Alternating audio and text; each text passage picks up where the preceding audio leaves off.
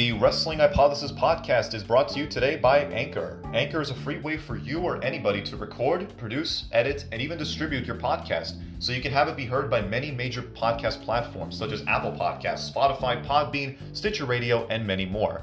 There's creation tools in there that allow you to record or edit your podcast right from your phone or computer, making a very convenient option for most. It allows you to make money from your podcast directly with no minimum listenership required. I'm currently using the Anchor service as a way for me to do all of these things, and I can certainly vouch for them and that I really enjoy using the service. Anchor is everything you need to make a podcast all in one place. Download the free Anchor app or go to anchor.fm today to get started right now.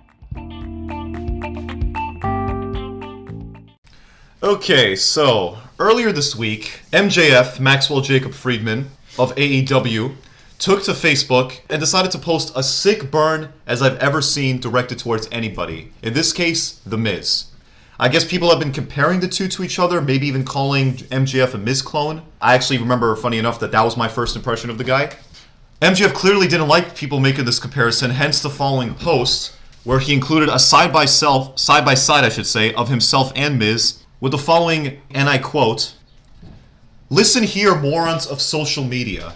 Stop it with the comparisons. The guy on the left, referring to Miz, is a ferret-looking, buck-toothed corporate kiss-ass who sold his family's privacy to a major TV network for a quick buck. Let's get personal. His wife was seriously hot. Not so much anymore. Worthy of the maximum ride?" Oh, man. The lights would most certainly have to be turned out.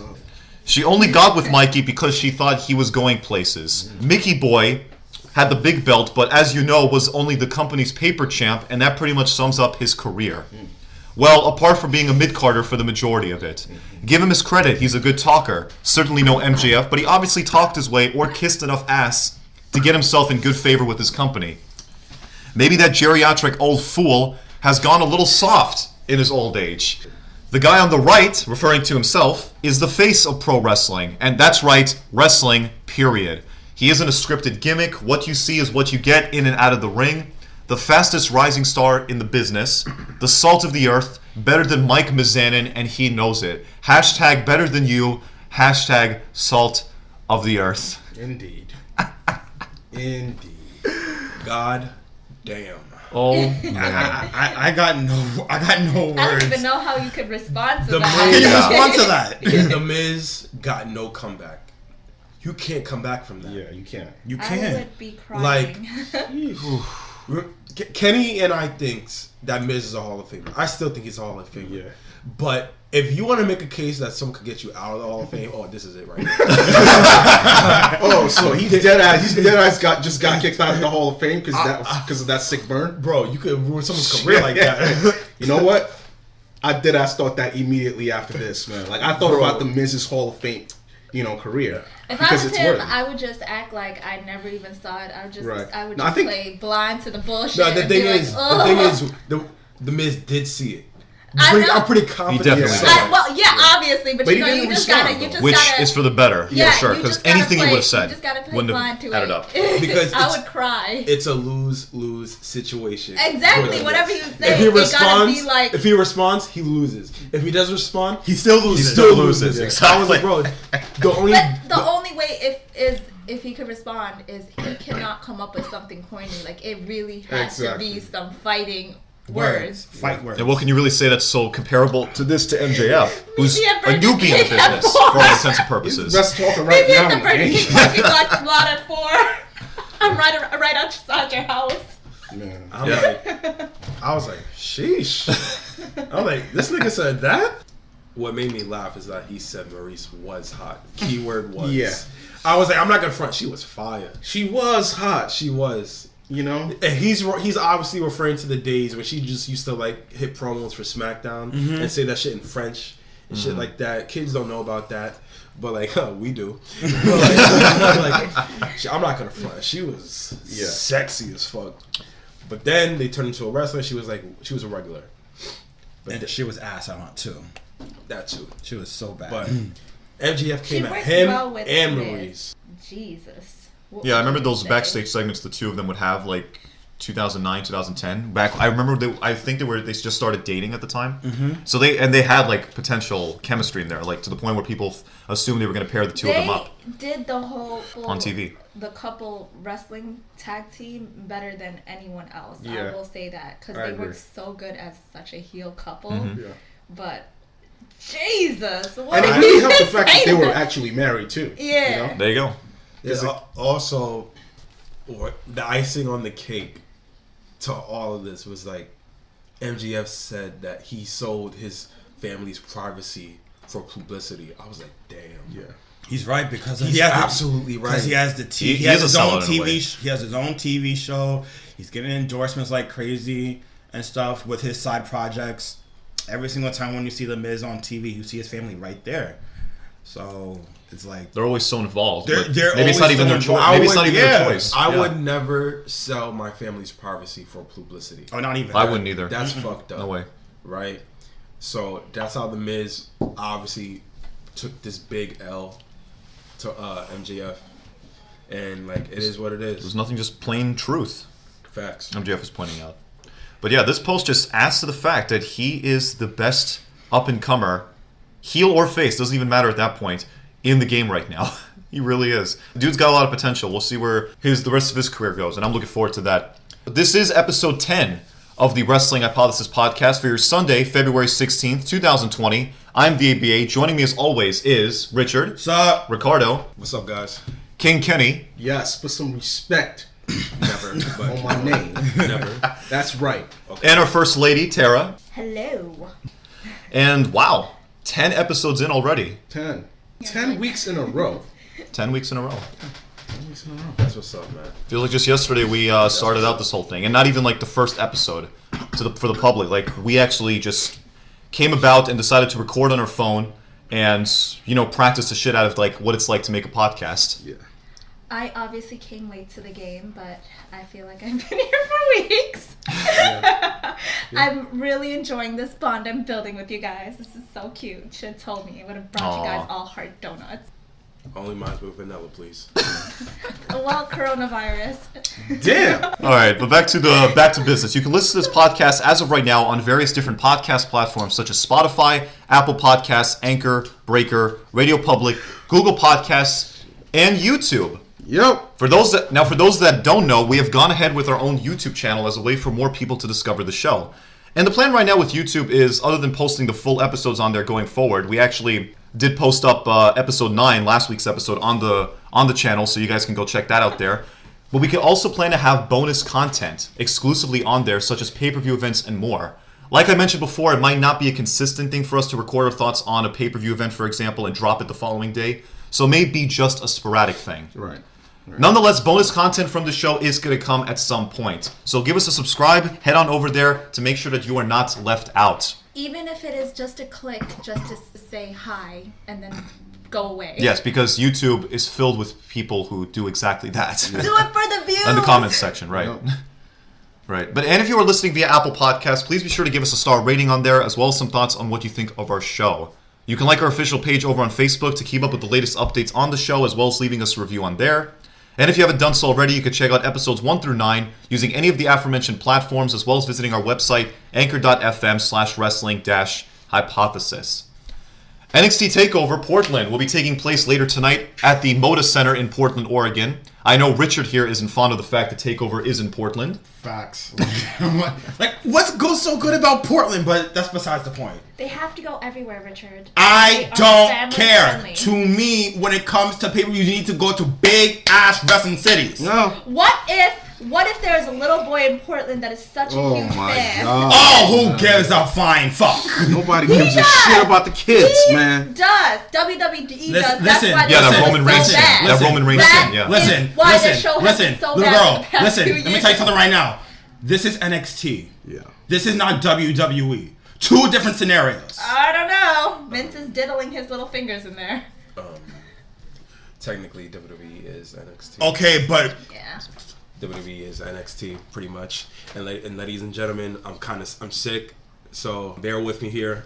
I'm sick, but WWE is NXT. yeah, but right now NXT has made themselves their own thing compared to the main roster. Let's be real on that part. I mean, everybody knows that. So It's been that way since the inception. exactly, that's what I'm saying. So when it comes to NXT, I put NXT completely on its own entity than WWE. Okay. That's what Vince wants. Yeah, Fuck Vince.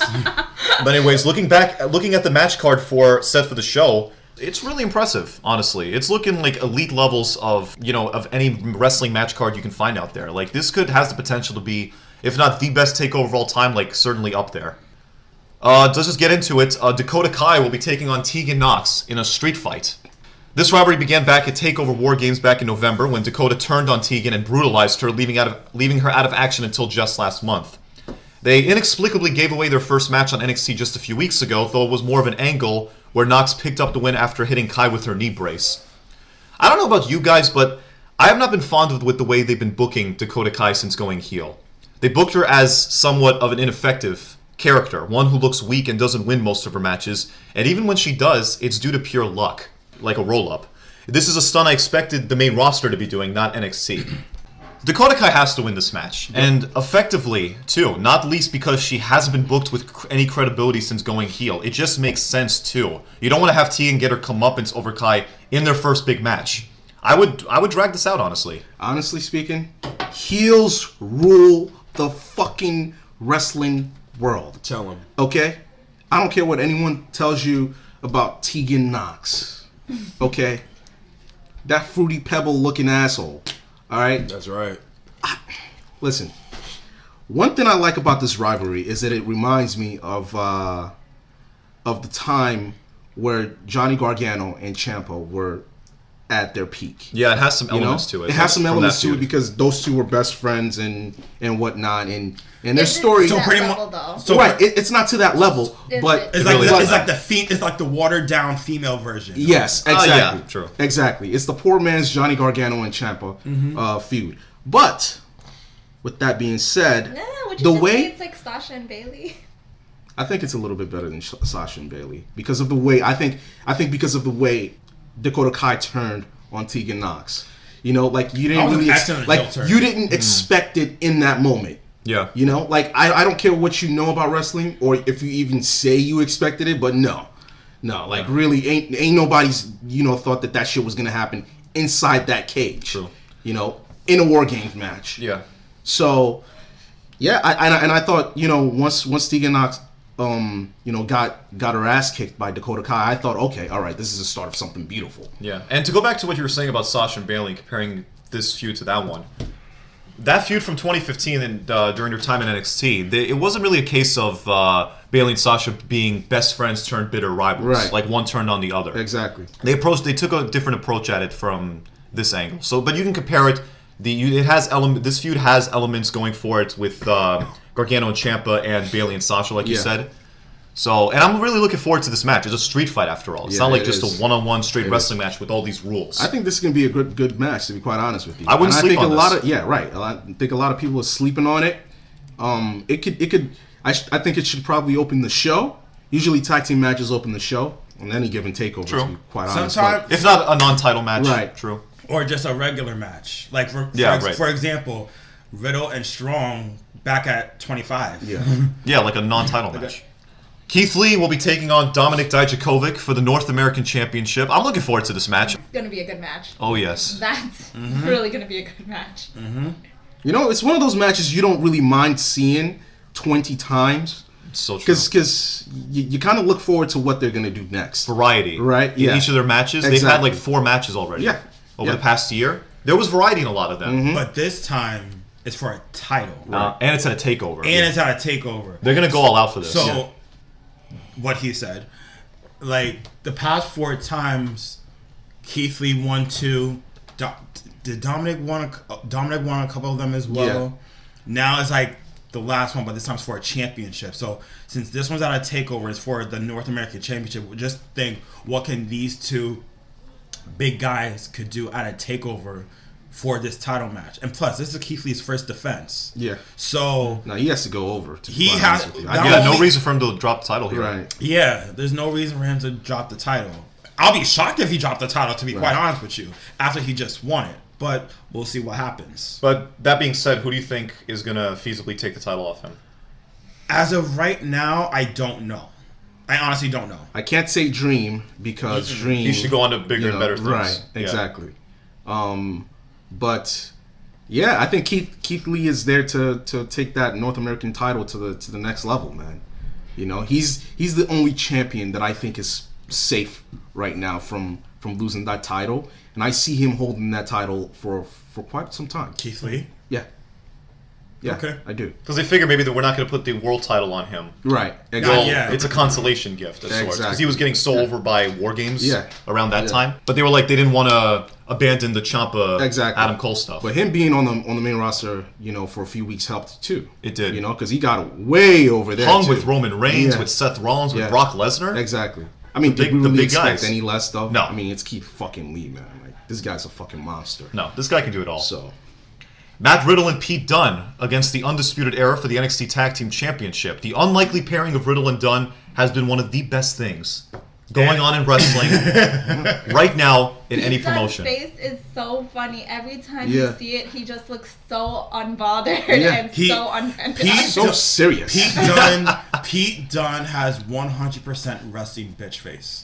And that's the most funniest thing ever. Like, Matt Riddle is like, yo, what up, son? What up, bro? And then Pete Dunne is like, just quiet as hell. Matt Riddle is just too much personality. Like, do we, like, if, in terms of this past NXT episode, these together, they were driving together, they got their car towed, next thing you know, they're on a swan boat across the water, next thing you know, they're inside Triple H's jet on their way to Portland. I'm like, they had to sneak in there. They had to sneak in the back of the plane. Wow. I'm like, what the hell? It's so weird to see Pete Dunne in this role after seeing him as the UK champion for so long, and now it's like he's gone to NXT. Yeah, he's taken more of a semi-serious. He's always had like a semi-serious role on any rivalry he was in. It's such a weird gimmick to see. They're trying to give him as much charisma as possible and personality. But you know what? But that was his personality. I feel was in that whole UK scheme was this serious underdog that's like, I'm the freaking champion. I don't care who you bring to me.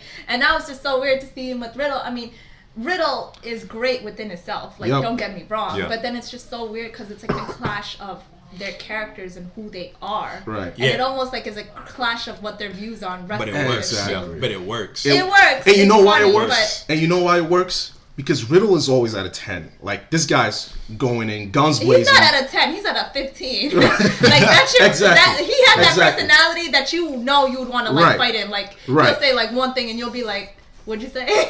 and then there's a mixture of a guy who's that probably a 2 or 0, right? So... There's balance there. You know what I mean? You're not getting too much of 10s. Like, if 2 10s come together, right? That's too much.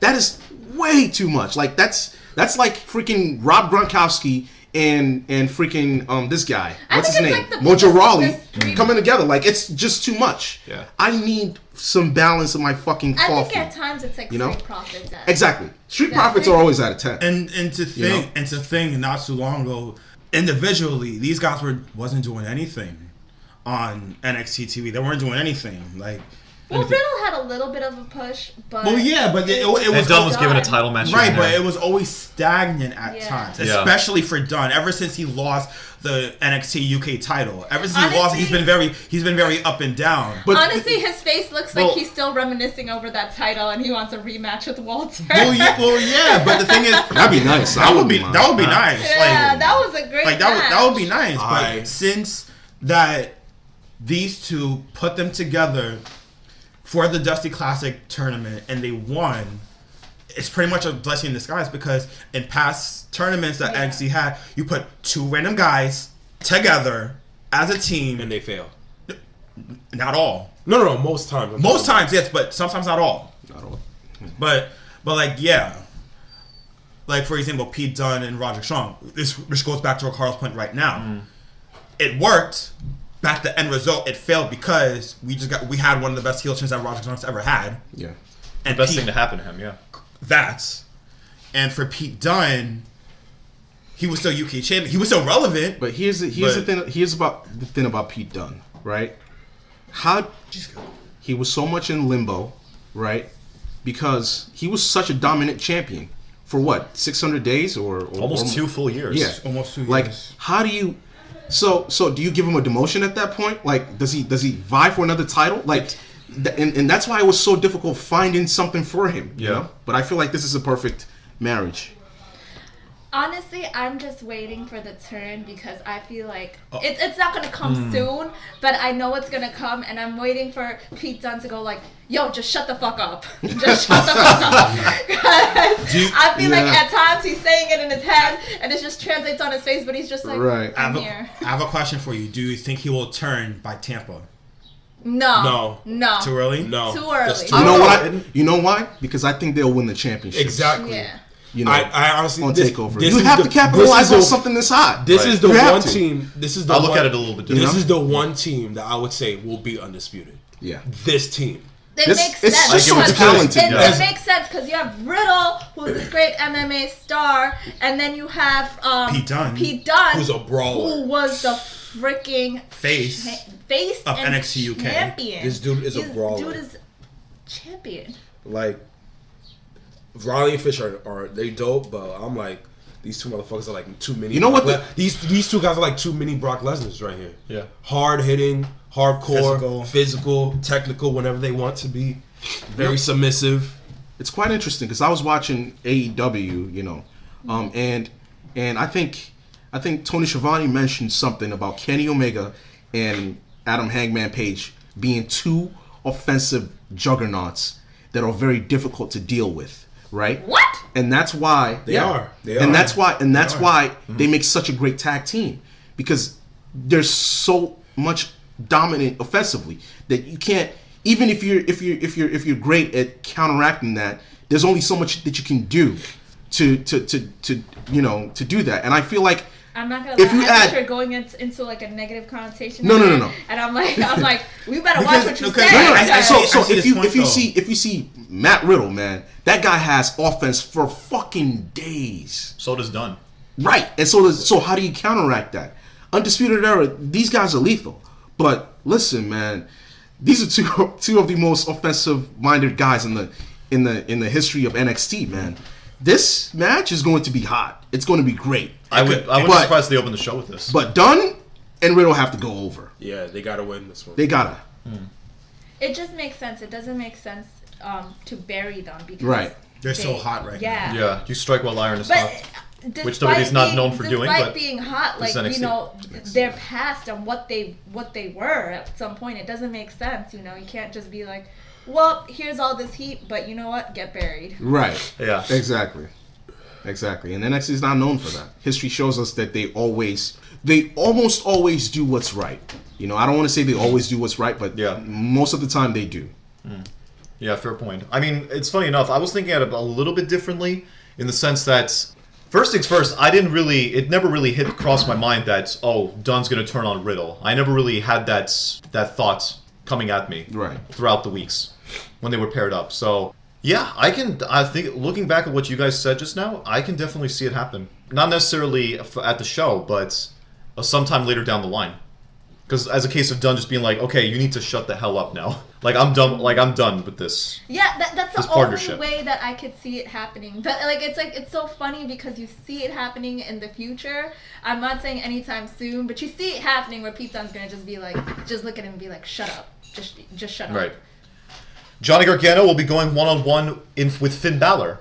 This is Gargano's first Takeover match since Takeover Toronto last August. Tara looking mighty excited. So excited! You know why I'm so excited? Because we have not seen Finn like this in so long. People have been doubting my boy for such a long time, and now for him to go against someone as great as Gargano. Gargano is a great opponent for him because he's finally getting an opponent that's not just going to be jobbing out. It's not just going to be like, oh, well, here's Finn versus someone else, or Finn just jobbing out to someone else. It is going to be a match where it's actually going to, like, how do you say, you're going to be in tune with it, actually seeing how it's going to play out. You're not going to just go in like, oh, Finn's going to lose because he's going to be jobbed out. Or right, they can go either way with it. Yeah, or Gargano's going to lose because who's Gargano. Like, you know who these two names are, and now we finally get to see Finn showcase what we have known him to do and expected him to do in freaking main roster. You know, I don't think I've ever said this before about a wrestling match, but I feel like none of these guys are gonna lose, right? So in terms of even when we know there has to be a winner and a loser, right? Because that's just the way it is. I don't think any of these guys lose. I think the real losers here are the fans. How so? Because here's why. I mean, we're gonna get to see a wrestling clinic, but at the same time, you can't say that you're not pulling for either of these two.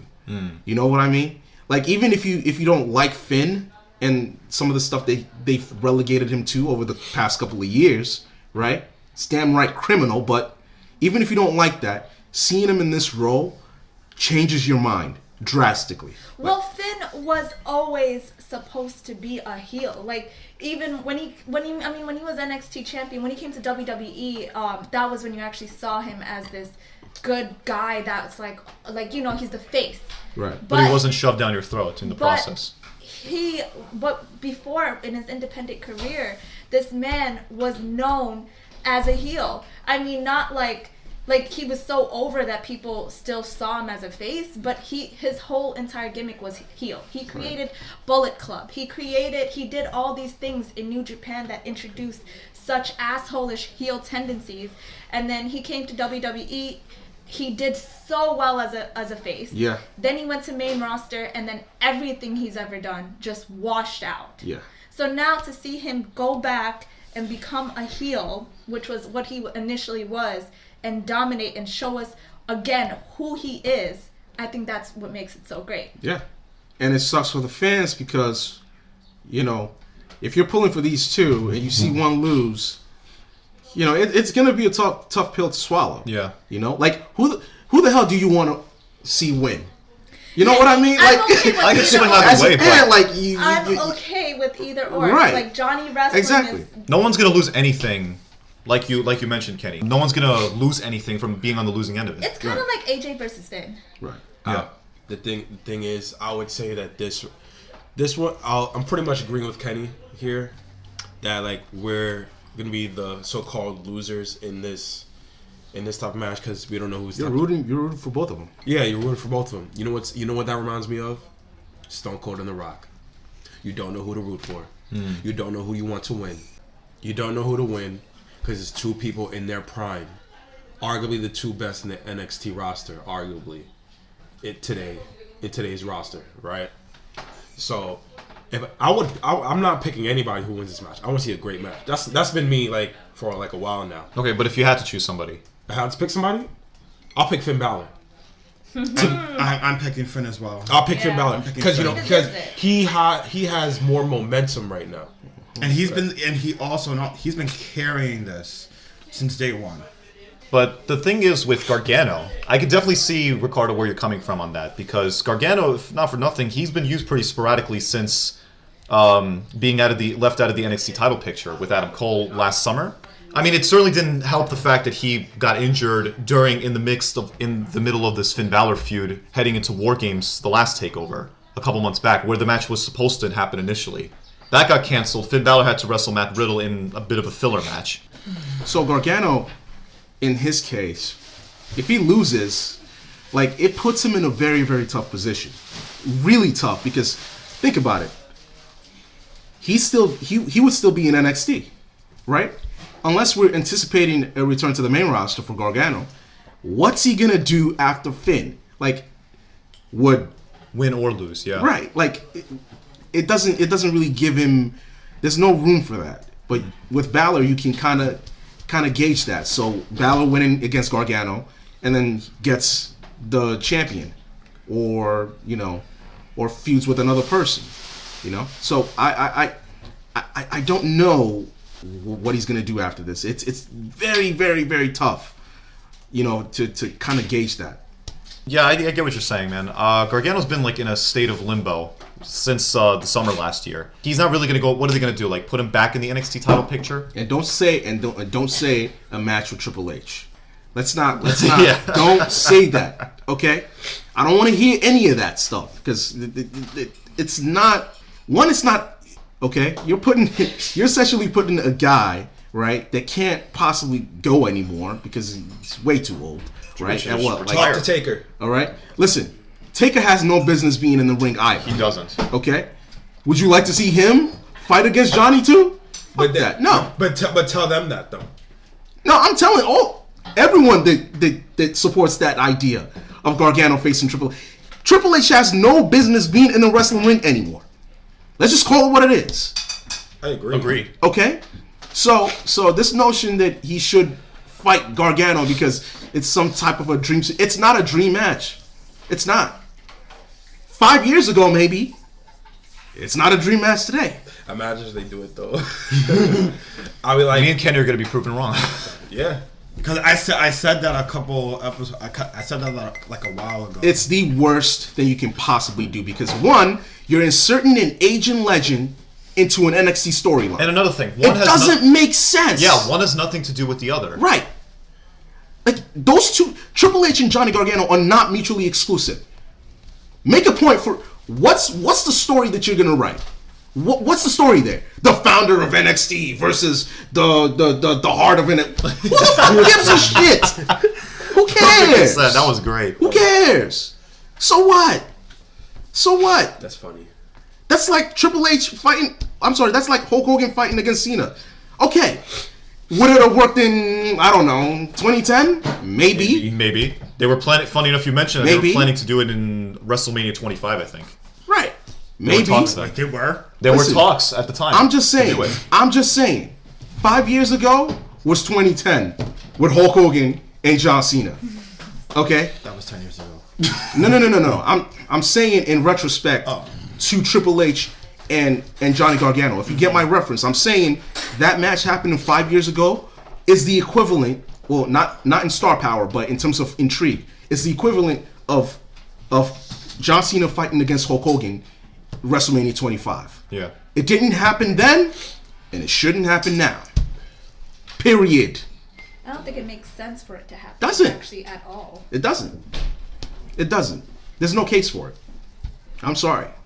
I don't think it would ever happen, only because Triple H very seldomly wrestles, and on top of that, it just, I don't know, NXT is literally his brand. I don't see himself like literally inserting himself like how Vince used to do. Right. Mm. I don't see him doing that. Exactly. There's so many opportunities for him to do that, and it has yet to happen. Listen. Same with Shawn Michaels. They would rather have this new talent go over, which is what WWE is now getting picked over constantly. Is the fact that they're not giving these newcomers a chance. They're just kind of burying them under old talent. We need new faces, and Triple H understands that, and that's why NXT has been doing well for so long. You saw what happened at Super Showdown with Shawn Michaels, Triple H. That was so shit. You want that again? That was terrible. You want that again?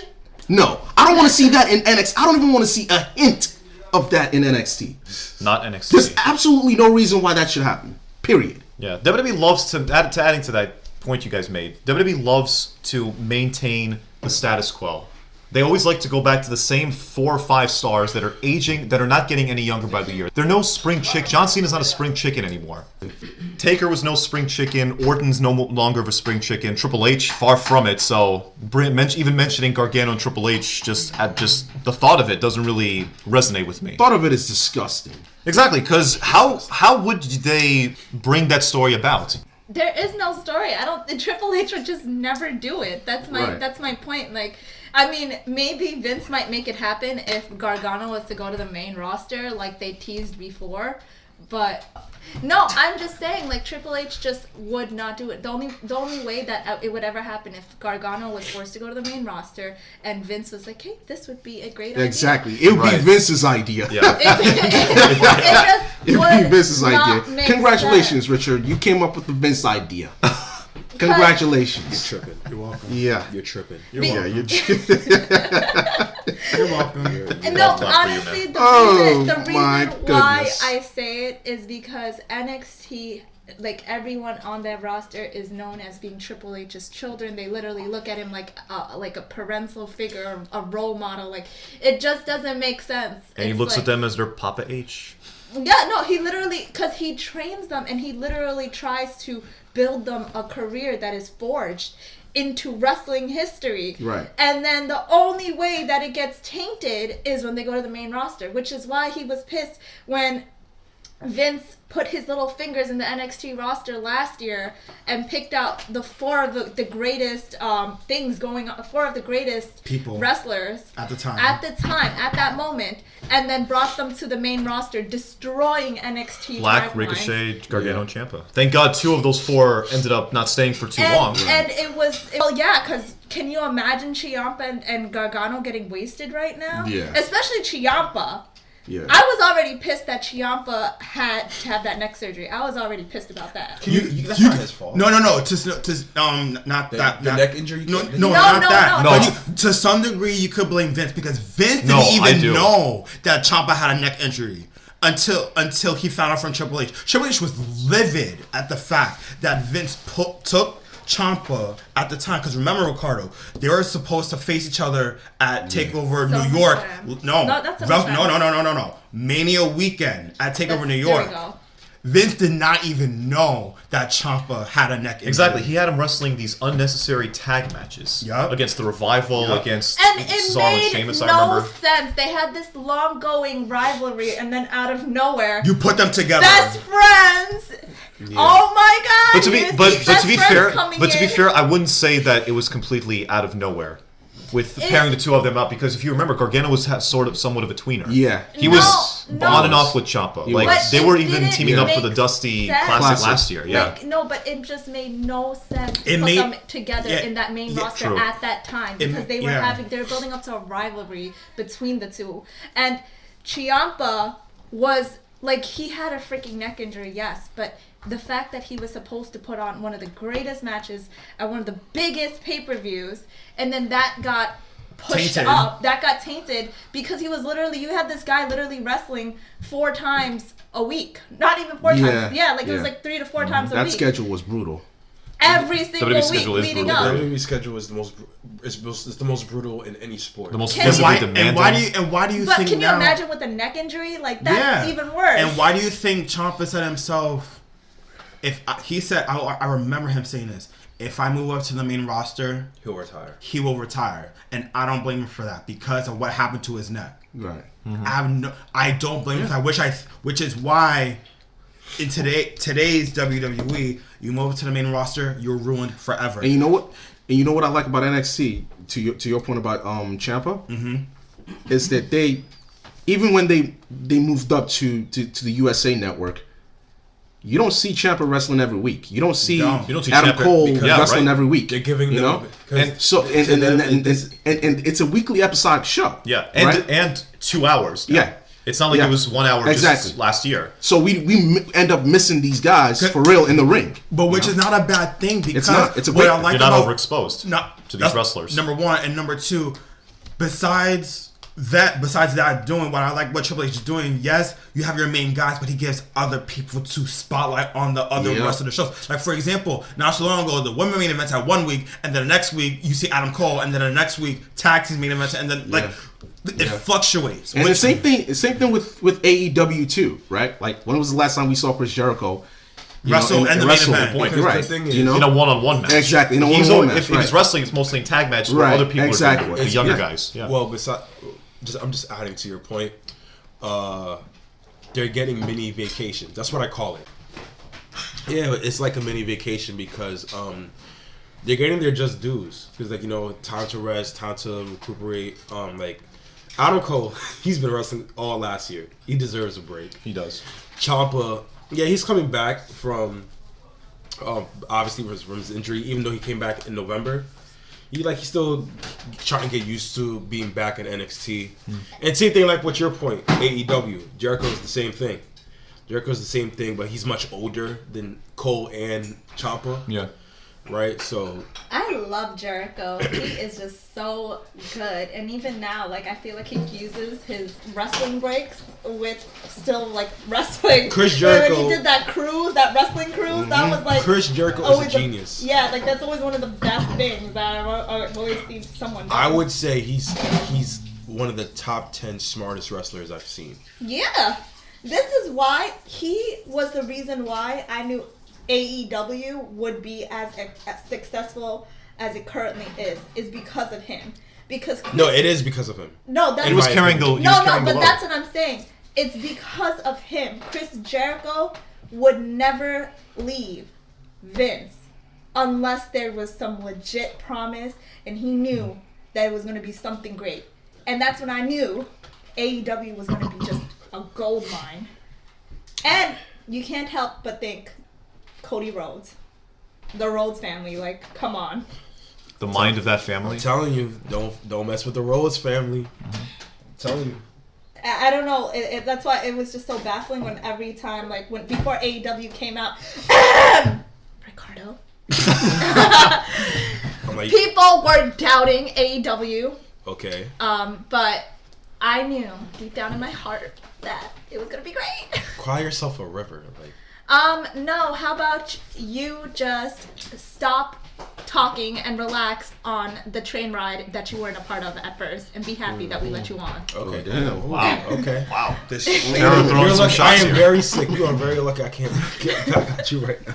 I'm coughing my ass. That's right. Just serenade us with your quiet voice. That's right. I will. Okay, we have Rhea Ripley against Bianca Belair for the NXT Women's Championship. I'm sure we have a lot to say about this match. Yeah. Thanks God. Yay. I wasn't it for that. Gold. So this match, didn't you guys say something about it being going on last or something like that? For this takeover event? Yeah. And it wouldn't make sense. It wouldn't make sense because out of all the matches in this takeover card, this match has been heavily booked since the beginning. Yeah. Bianca's over with the crowd. Rhea's still popular, and now Charlotte has been confirmed that she will be at Takeover. Right. Stuff like that. So, like, imagine, like, obviously in WWE at WrestleMania, they want Rhea and Charlotte. Right. But as I'm thinking about it from a competitive standpoint, and Ricardo agreed with me on this one, Charlotte and Bianca is more of a competitive match than Rhea Ripley and Charlotte. Honestly, I am so excited for this match because Bianca has to win this match. If she does not win this match, I don't know. I honestly do not know what will happen. There has to be some kind of introduction to this three-way that is going to be happening at freaking Takeover. If it isn't a three-way, I don't want to hear about it because it doesn't make sense. Amen. Thank you. It has to be a triple threat at Mania. It has to freaking win this. Like, I feel like even, you know what I think might happen? Here's my prediction. Charlotte might intervene with the match. Yes. I was thinking that. Bianca's going to win on a technicality, but she's not going to get the belt because... She won by DQ. She won't get Charlotte the belt goes after because, Rhea first. Yeah, she won't get the belt only because of interference, but it's not. But I feel like it's going to introduce a storyline. That's what I think is going to happen. Charlotte's going to tamper.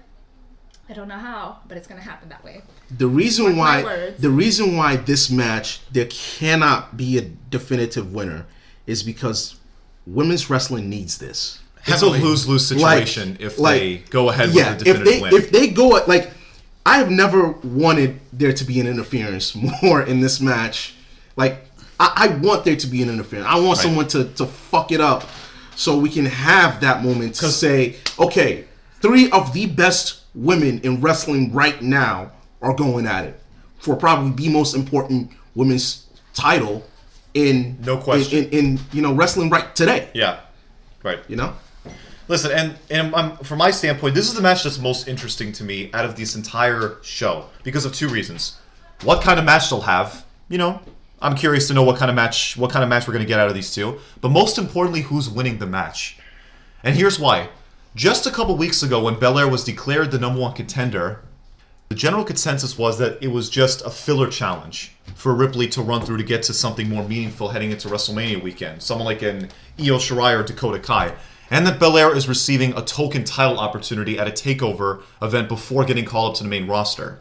They wanted to throw her a bone there. But that all changed after Charlotte won the Women's Rumble match recently. And her most likely pursuing the NXT Women's title for Mania added to the fact that Bianca had a great showing in that same Rumble match. Yep.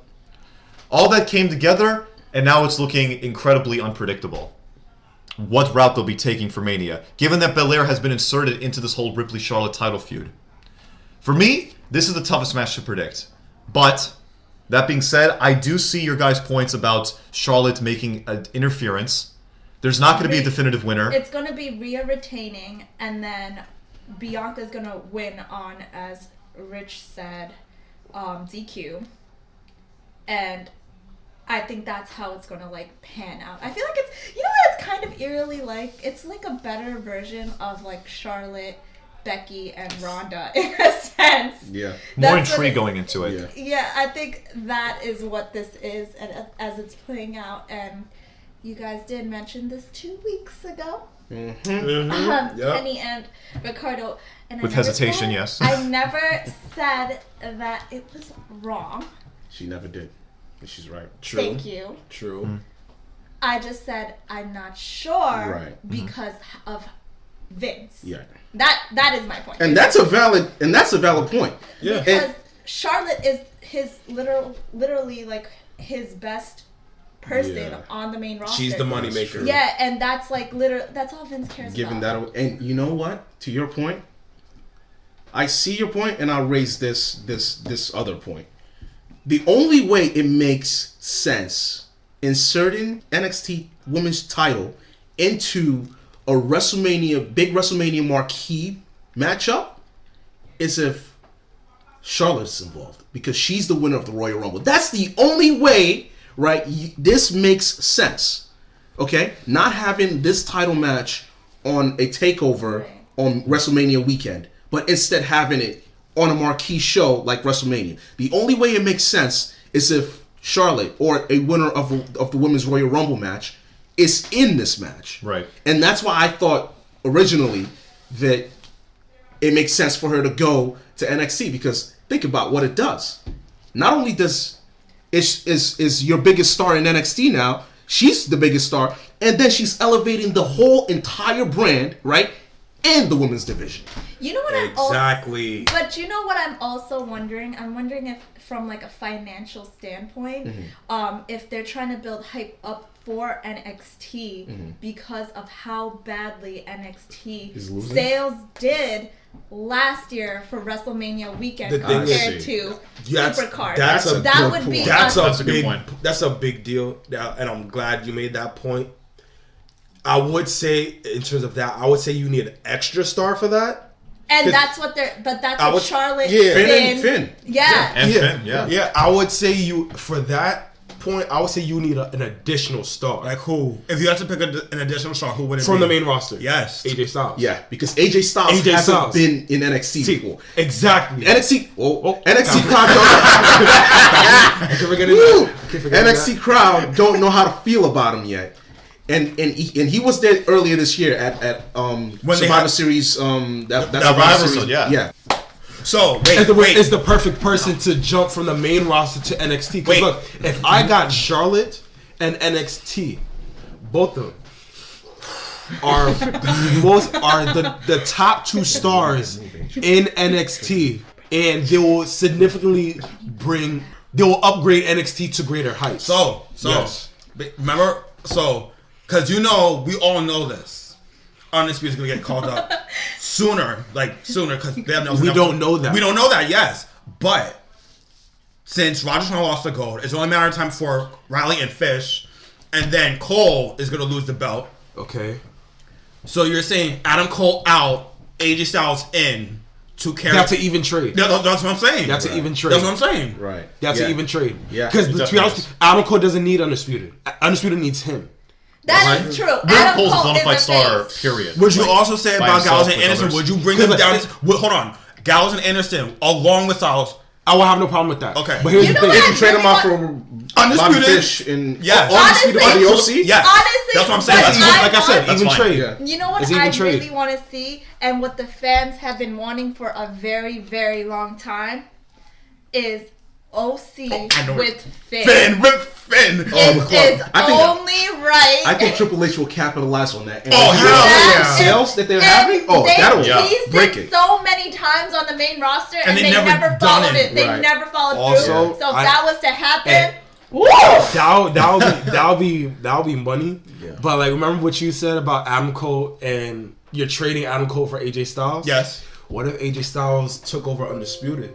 What about that? You know what?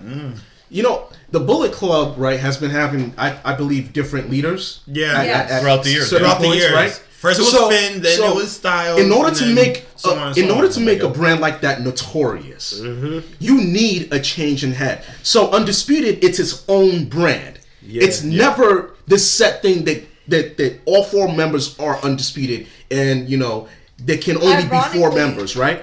The leader can change, you know. Then the stable isn't the stable anymore. It's a brand now. I don't you know think what I mean? they've ever done that before. That's what New They've Japan never did. done that. New But with Japan Bullet did that. Club, But though, yeah, you know? Finn started it, and Right. then the way they transitioned him out is his team members ended up folding on him for AJ, right? And that Because was how, he was leaving. and that's how they did that transition of having him leave. But keep in mind that's a different audience. But the Bullet Club, but the Bullet Club, you can argue it's a brand now. It's a just brand. because of that. That's true. Because it's still alive. Bullet Club is just the biggest thing. Like even when it came to WrestleMania weekend, when BC, it wasn't even all of OG BC, but when BC was in town, everyone was raving over it. Right. People wear BC shirts to You were one of wrestling. them. Yes, I was. People wear BC shirts to literally WWE events. People still see when they They saw still do this to this day. Yeah, They do. when they see AJ and Finn going against each other, that was like a dream match. But I will say, and then at the end, when they two-sweeted, everyone, that was like, oh my god, that was bigger than any star coming oh my god, back. are we getting Gallows and Anderson to join them? Yeah. AJ and Finn, oh my god. And even still, when they come out, all of them still too sweet. Yeah. All of them. Like, that's one thing you see Gallows and Anderson doing is putting up the 2 sweets. You see AJ 2 sweet. It's so common that you overlook it all the time. It's like, this is what the fans have been asking for years now, since they brought Finn, since they brought Gallows and Anderson, since they had AJ. They have not once put them together. They just cut promos where they teased the whole thing, and everyone was like, it's gonna happen, it's gonna happen. But if you brought Bullet Club to NXT as heels, they will run shit. that would be the greatest thing, because honestly, that was when Finn was in New Japan, that's how he brought it up, was he was a freaking heel, and he brought to Japan some a-hole-ish shit that went against everything that they believed in, and that's what made them so big and so popular. So to fuse all of them together and just put them as one faction, it would be better than Legacy, or even freaking it would actually be the next DX. You know? Okay, that's a long shot. It would be the next DX. I don't think they're going to be at that level, but but they had that moment. Right. At Raw 25, Right. DX brought out Finn, Gallows, and Anderson. They were supposed to take over as basically, they were supposed to be the new era. But they went nowhere with it. And they literally went nowhere. Because it's the era constriction too, man. Like you gotta realize that Vince draws a line, right, between what the fans want and what he thinks is good for business. Okay? And at that point he probably didn't think it was good for business, and that's why they didn't capitalize on it. I agree with you. It was a great moment, and it would have made sense, but he never really did. As the new DX, because that was where BC was drawn for, was literally DX, and they went absolutely nowhere. They teased it like they did so many times, and then they slept on it. And I don't know if it's because he has some personal vendetta against Finn, but no, I think he has a personal vendetta against, you know, what is not his. You know what I mean? It's not his. Like, it's not his own creation. So he's not going to entertain that fact. And that's fine and dandy, right? But NXT is a little bit different, right? Yeah. They tend to care about what the fans think. And this is my last Triple point. H's show, so This is right. I'm And hoping. This is my last point. And let's not discount this, because I think it's very important. The reason why Charlotte is there, the reason why Finn is there, the reason why maybe some more stars might be coming from the main roster to NXT, it's the AEW effect. Yup. Yeah. Okay? Yup. All right? Let's go back to basics. They need to bring out the big guns but then on Wednesday you nights. also have to keep in mind, back, like I said, the financial standpoint, last year they had to change their show because of G1 Supercard. Yeah, because it was on that Right. same day at the and same time. They had no sales. So I'm wondering if But this I think- time they're actually doing it because they want to compete with a better show. It's And that would AEW. be And also- It's the and AEW also- effect. Because That's it's there. But honestly, time after time again, you're Right. you're going up against them. But You imagine know what I mean? but they've been going up against They've been going up against New Japan and ROH also, but it's been slowly happening because WWE has been taking their wrestlers, and then their wrestlers have been wanting to go to New Japan or ROH for more independent creativity. So it's been a rivalry. Now that AEW is in the picture, and this is like literally another dominant wrestling company. Now you have 3 companies that are willing to work together Against one. Because that's how it has to be. So, The big monopoly. yes, so it would literally be interesting if that's why they're also bringing up shows on a financial standpoint to make that competition to be like, no, this is our Saturday. We're not taking it. This is our day. I understand that, but if New Japan, AEW, and ROH. and Ring of Honor are competing are together to compete with WWE, WWE can actually match that because they sign wrestlers. Not for, yeah. No, not for very long. It's obviously. been happening for No, but they sign wrestlers almost all the time. They're hoarding talent. Exactly. They're hoarding talent. like we all the had time. Andrade literally even telling people to just not sign with WWE because it's just not worth it in the long run. When do you say that? He said that a while ago. He He said said that that When he first started, he said it when he first started, and around the time, remember, they weren't using him sporadically after That he first went year, to they lost. didn't I didn't know check That's for when the that's when he said it, and plus goes back to And Kenny's that was point. big because It was a big deal. It's Andrade. It's Andrade, and plus going back to Kenny's point with the AEW effect. Can you imagine the NXT right after Mania? Right? Let's say Adam Cole loses the NXT Championship at Takeover Tampa, which I think he will. Undisputed out, club in, faces Tommaso. I'm like, yo, take my fucking money. He'll run NXT all the Who way. will run NXT? Styles in the club. No, This can all happen, but at the that's- same time, it just as easily cannot. It easily cannot, but the one thing that Triple H will do rather than Vince, he will take a risk. That's true. He will take a risk. Can't argue No, with but that. that's why, like, I'm thinking, like, that would be a great match. Like, that would be interesting to see is OGBC on NXT or literally any of the matches on G1 Supercard. It's still literally like, oh my god, which one? It's literally like a wrestling person's like Pick and a choose. wrestling person in a Right. freaking candy shop. And that's It's a how good- you can counteract the you know. Right, but from our Right. perspective, it's a good problem to have. Oh, Yeah, hell it is a great problem. Pick and I'm choose. like, I'm sure that's how it was in the late 90s during the Monday Night Wars. What am I watching? Monday Nitro or WWE? Tommaso Ciampa, main event against Adam Cole for the NXT Championship. Nothing much to really say about this match. I think Adam Cole is honestly going to retain this. Yes, I have this feeling I that they're agree. not going to put the Yes. title I on agree. Ciampa just yet. Yeah. I feel they're probably, if anything, they're probably going to hold off until another match at Takeover Tampa in April, and they'll do it there. Okay. Yeah. I don't have much to say about this match. there really isn't a lot to say because I mean, we're okay with gonna either be a great outcome. match. And Yeah, Right. and we're not, and I'm not trying to Yeah. downplay the importance Oh, of no. this feud. Like, this has been building for a while, and Yeah. this is their But- first one-on-one. But you know It's what? I think title it's the match. probably their best feud Yeah, right now. probably. on the card because you have Finn Balor and And Gargano Gargano, going yeah. at it, But it's and kinda- then the triple threat potentially between Potentially, those yeah. 3 ladies. I mean, it's kind of like That what there's we the said. intrigue It's- is there. Yeah, it's like what we said with Gargano and Balor. There really is no lose with this match. right. Like, it's either or. I'm okay with the Yeah. results. And we anticipate that they'll mix up one more time after this. Oh, yeah. Regardless of who wins. Oh, yeah. So there you go. Well, and that's the lineup for Takeover. The plan right now is for us to watch the show later tonight and record for next week's episode. So stay tuned for that. John Cena has been confirmed by WWE to be returning on the February 28th edition of Smackdown. This will be his first appearance back on WWE programming since the Raw reunion episode back in July last year, I believe it was. Right. With WrestleMania just around the corner, I'd assume that they're bringing him back to set something up for him for that show. Apparently, WWE is also going through with giving Cena full creative control of his storyline heading into the big event. So it'd be up to him as to who he's competing against if he wants to.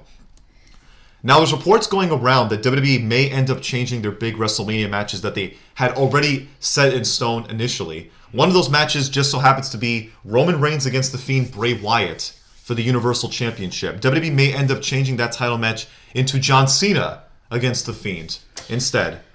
Okay, so first and foremost, before we get into this, I just want to say, if you would have told me 2 years ago, right, that John Cena, Randy Orton, and Edge will be back in the fucking same, company, working again. In a marquee match setting. Right. I would have said, you're a fucking liar. And you're crazy. But here we are. 3 of the greatest superstars in the industry over the past 2 freaking decades, wrestling again. And listen, I know they're not exactly spring chickens, but they can go. Like, these guys can go. These guys have multiple last match, in them. Well, the reason why Cena works so well is because if you really take it back, he really lives up to that name, Super Cena. Yeah. Like, people see him as Superman. They literally, there's nothing he can't Big conquer. Match John, man. There is nothing he can't do. And he's even like that outside of his work. He is literally known for being this great, awesome guy all around. Like, he helps, he helps kids. He goes to Make-A-Wish and all this other stuff. It's a great capital. He's so over with these kids that WWE can make such a great money. They can marginalize over this. Like, even when I go to the gym with wrestling merch, or even when I'm walking on the street with wrestling merch, I always hear kids always come up to me and they're like, "Do you know what I have?" And I'm like, "What?"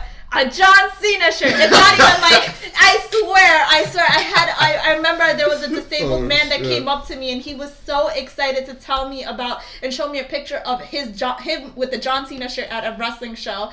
And it's so funny because you don't even see that with Roman Reigns, right, which is supposed to be the new John Cena. You only still see it with Cena. Never lived up to that. It's such a great... And how can you? For 16-time world champion? For the fuck? I would say I got 3 possible opponents for John Cena to face at WrestleMania. One of them is AJ Styles. I would love for him to face AJ Styles again. Can you see it happening? That would be... Yes, Do you I can see that happening. Okay. I can see that happening. I'm telling you right now. That card's in there. That's the match tonight. Period. Yeah. No question. Yeah, those 2 can go. Those 2 can go. And those 3 matches they had back to back, oh my god, legendary. Each was legendary. incredible. The best one was the Royal Rumble. Yeah, that was the best one. So I got AJ Styles. Ooh, what about the one they had at SummerSlam? The one I would say the one they had at SummerSlam was I prefer the Royal Rumble. The match itself was better. I prefer the Royal Rumble. So the match itself was better. But the story was better. SummerSlam was money. Yeah. I just prefer the Royal Rumble. That's right. You can't go wrong with either. That's when he became 16. I got AJ Styles number 1. I got Daniel Bryan number 2. Yeah, I think Daniel Bryan. That's also I was money thinking match. Daniel Bryan too. I got Daniel Bryan number 2. Mainly because what the hell's Bryan going to do for me? Exactly. You're not going to marginalize and this the thing guy. is, he's too big. It's criminal that they only fought one time.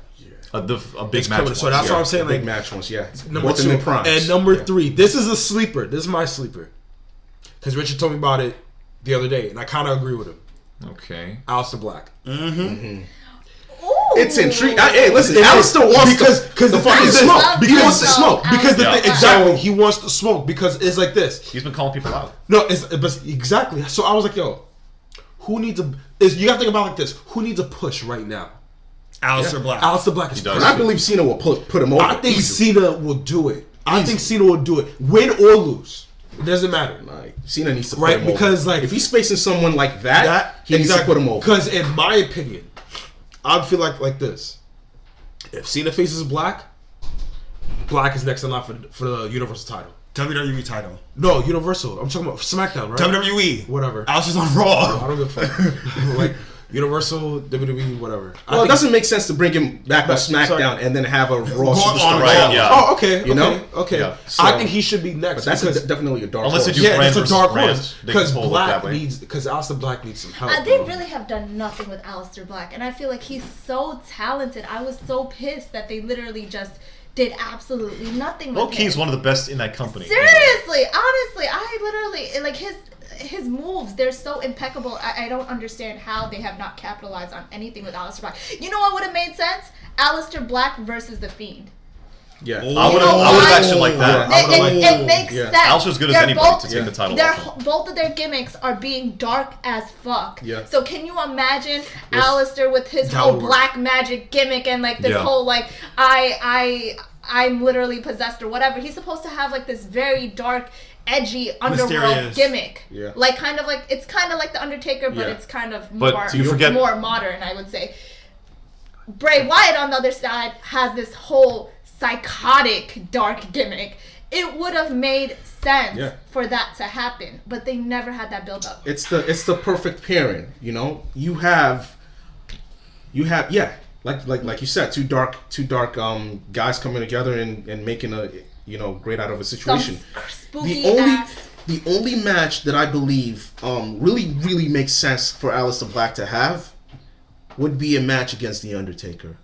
Because I feel that was on my mind too. I feel like Undertaker won't miss 2 WrestleManias in a row. That's number 1. He won't? He won't. He's not going to. I doubt it. He missed last year. Right. He missed last year's. Completely. So this year, I think the best matchup, right, would be to face a guy like Aleister Black.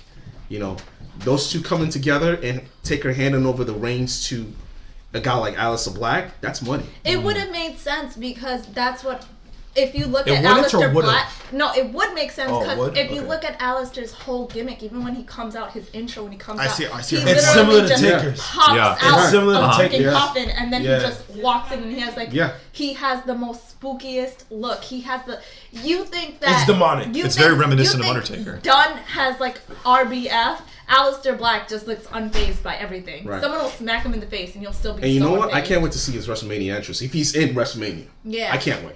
I think his first WrestleMania was last year, actually. Oh, okay. Yeah, it was his like a first throwaway WrestleMania tag match. was last year, but it was actually a good tag match. Well, wasn't even in NXT when they won him and Ricochet won the match and like he cried. That was like the first time I was like, wow. They lost. No, because they knew they were going, but they were crying because they knew they were going to the main roster. They were so happy. A sign of things to come. And I was just like, I was literally looking. I'm like, wow, this man shows emotions. They were crying because he was like, we're going to hell. Black ain't doing jack shit right now. Hopefully for Mania he will. Yeah. And Ricochet, well, he's fighting Lesnar. He's dying. Next. He's dying. Exactly. Yeah, we don't need to. Exactly. But I'm going to stick with this because I'm going to ask you guys, where does this leave Roman? Roman Reigns? If they replace him with Cena to fight the Fiend. Let's say they do. I think he fights Bryan. I think he fights Bryan. Yeah, they've been linked up. Yeah, they've been linked up since like the summer. Yep. They didn't really give us an actual match from the two. Right, that's true. You can make a story, right? Because when Bryan was hitting it big, the only guy, right, that they thought that could pose a threat to Roman's ascend was Daniel Bryan, and they didn't want to give him that shine, right? So Roman kind of stunted Bryan's growth, but the fans were like, "No, fuck that shit." Like this is Bryan is our guy. We're gonna stick by him, and if you don't want to do anything about that, too bad. We'll shit on everything you do. Exactly. And they did until Bryan got his shine. So you can kind of make a story on that based on jealousy. That's based on jealousy. From years back. From back then. Yeah. So there's a story there. Yeah. You just kind of have to do it. Come at it from an angle. And pull some realism into it too. Yeah, exactly. Yeah. Exactly. Because now you're talking about Vince. Now you're talking about guys like Triple H. Now you're talking about what's his name? The big fat guy, tall, with the long hair. No, he's a producer, I think. In the back, Hayes. Michael Hayes. Yes. Yeah. Michael Hayes. Yeah. I wouldn't have thought of right. That. Michael Hayes. Like in Shane. Like these guys wanted to keep Daniel Bryan down. You know what? That could work. Yeah, it could definitely. Because you know why? Yeah. it'll bring a character change to Roman Reigns. Honestly, it could work because if you bring in the realism based on that, right, and the character change towards Roman Reigns, you will have people look at Roman Reigns differently. His elevation will be he'll be the marquee of SmackDown. I have a question for you. Hold on. He'll be the marquee of SmackDown because people have been wanting Roman Reigns to become a heel for years. Just like how they want John Cena to become a heel for years. Yeah. John Cena will never do it. But like Roman Reigns could possibly do it. Really. And think about this. You can bring the Usos in this. As heels. As a heel. See, I see the Usos doing it, but I can't. The thing is, here's what makes it kind of weird: is that Roman's mic skills isn't all that great. It's not. And I feel like it just depends on who he's relaying off. It's not. But that's why. But that's why I got the Usos. Hold up.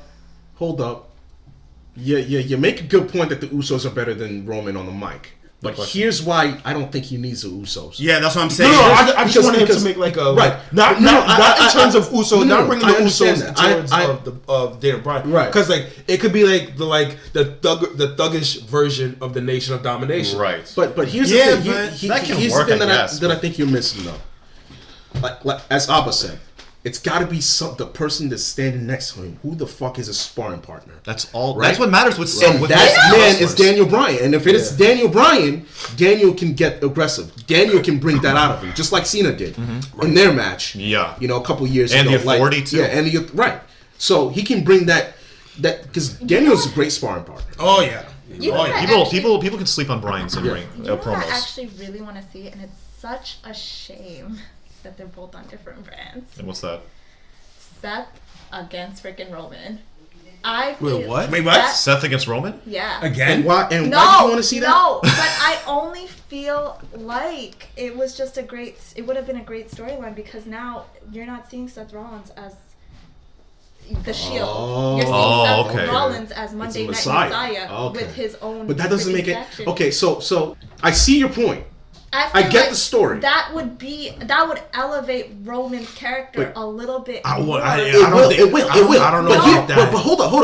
Because you're not thinking about that. We're not thinking about it like the Shield. But if you want to really tie in, I feel like Seth and Roman, their play on each other, would kind of prep Roman to be who he is. Yeah, I agree. And you know what? You sold me on the story. You got my money. But how's it going to happen? Yeah. They're both on different brands. But that's the thing. You know what I mean? And when I think about Roman, I don't really care. Their opportunity to do something with the Rumble, they didn't do anything. There really is no nothing to kind of make me draw me in because a lot of the storylines that they've been selling on SmackDown, it's kind of just fell flat with Roman. It's like they're still kind of like they're pushing Roman as Reigns and Rowan, Reigns and Corbin. I would say take your pick. Well, I would say this. WrestleMania is the one show that you should have cross-brand rivalries. There should be at least one or two. You should have cross-brand rivalries. Honestly, they've done that before. It was funny at the Rumble. Like it really was funny at the Rumble when Rollins and Roman looked at each other. Yeah, they were just like he has friends, and then Rollins freaking literally sabotaged him, and then he was just like.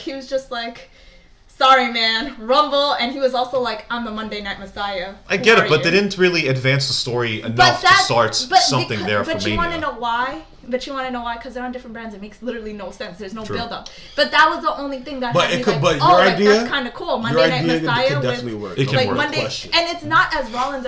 It's literally Monday Night Messiah Rollins. He's not Seth Rollins anymore. And because Kingslayer or Burn It Down Seth Rollins. And he'll bring in his crew. As Roman Reigns could bring the Usos.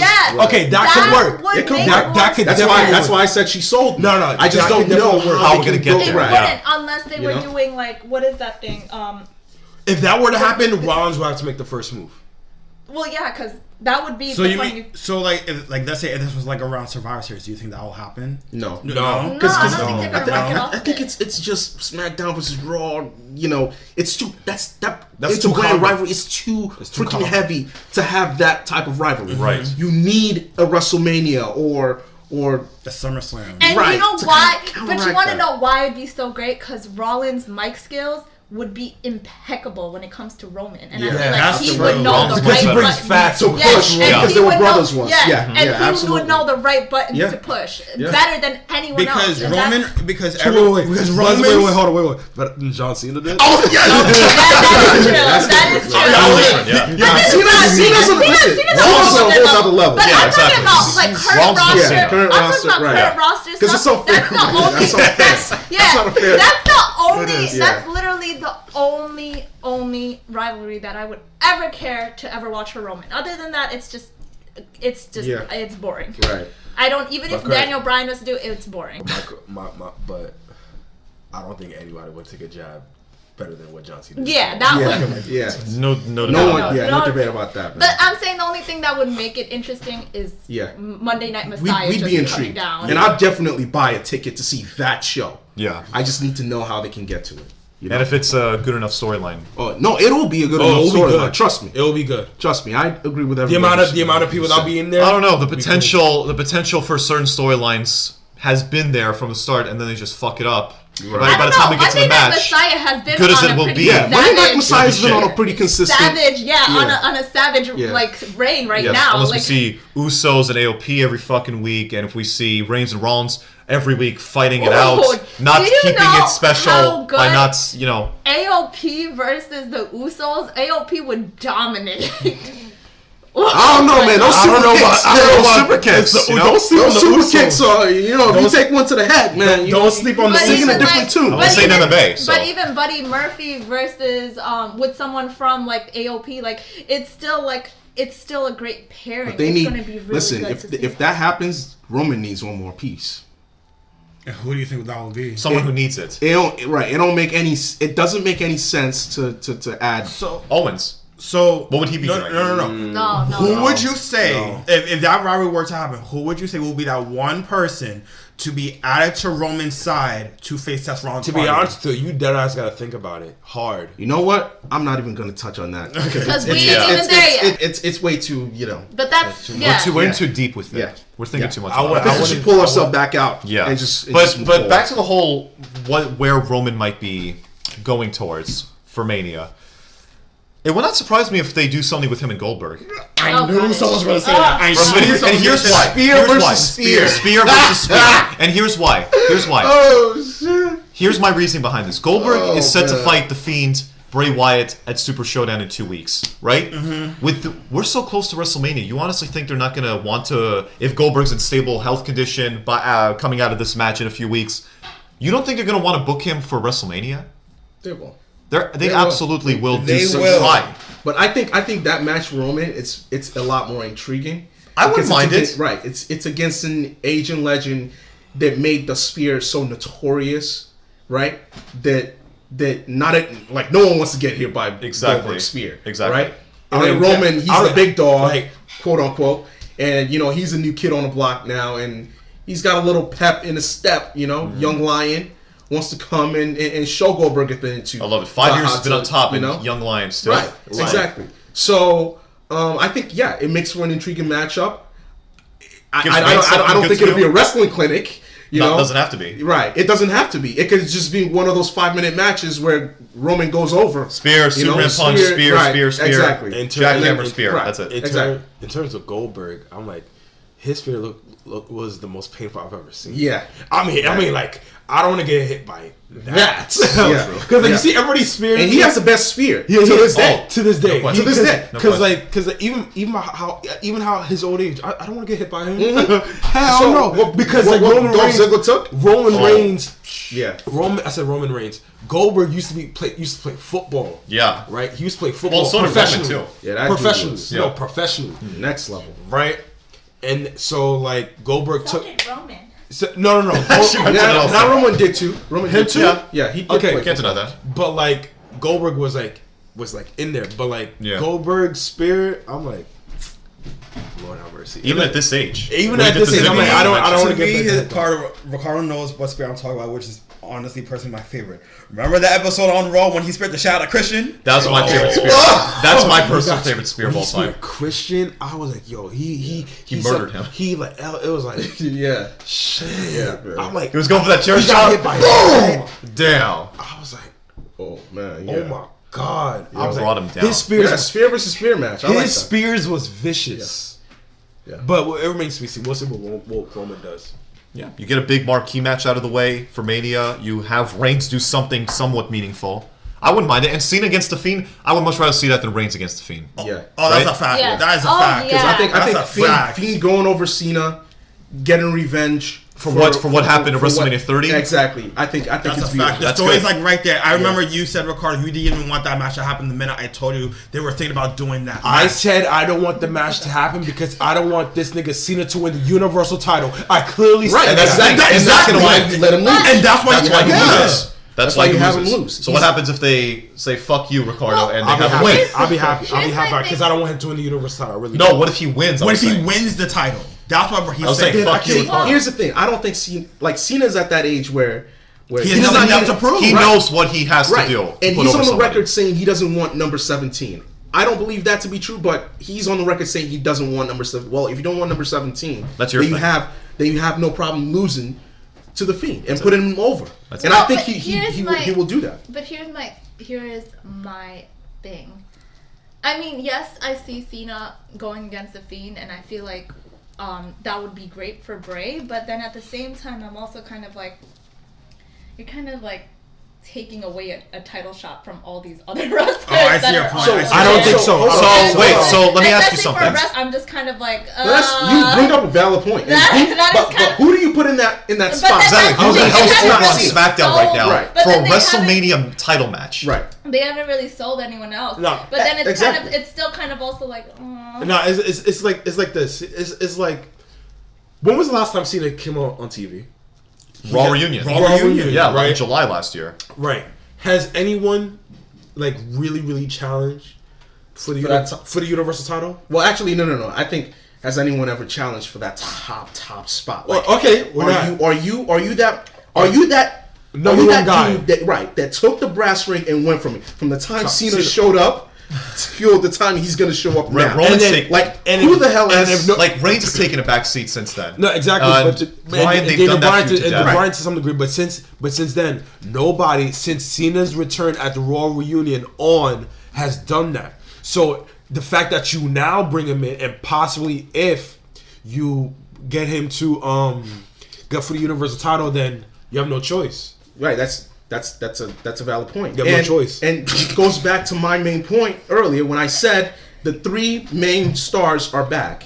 Right? The three main stars are back. Edge, Randy, Orton, and Cena. Orton, I know he's been there for all those times, but I'm saying Orton is back because he's literally the old Orton now. Like, this is the original, monster trio. This is the monster trio right here. Kind of like Luffy, Sanji, and Zoro from One Piece, right? This One is Piece fans. let them know. This is the monster trio that we need right now. That's right. Okay, there are no one.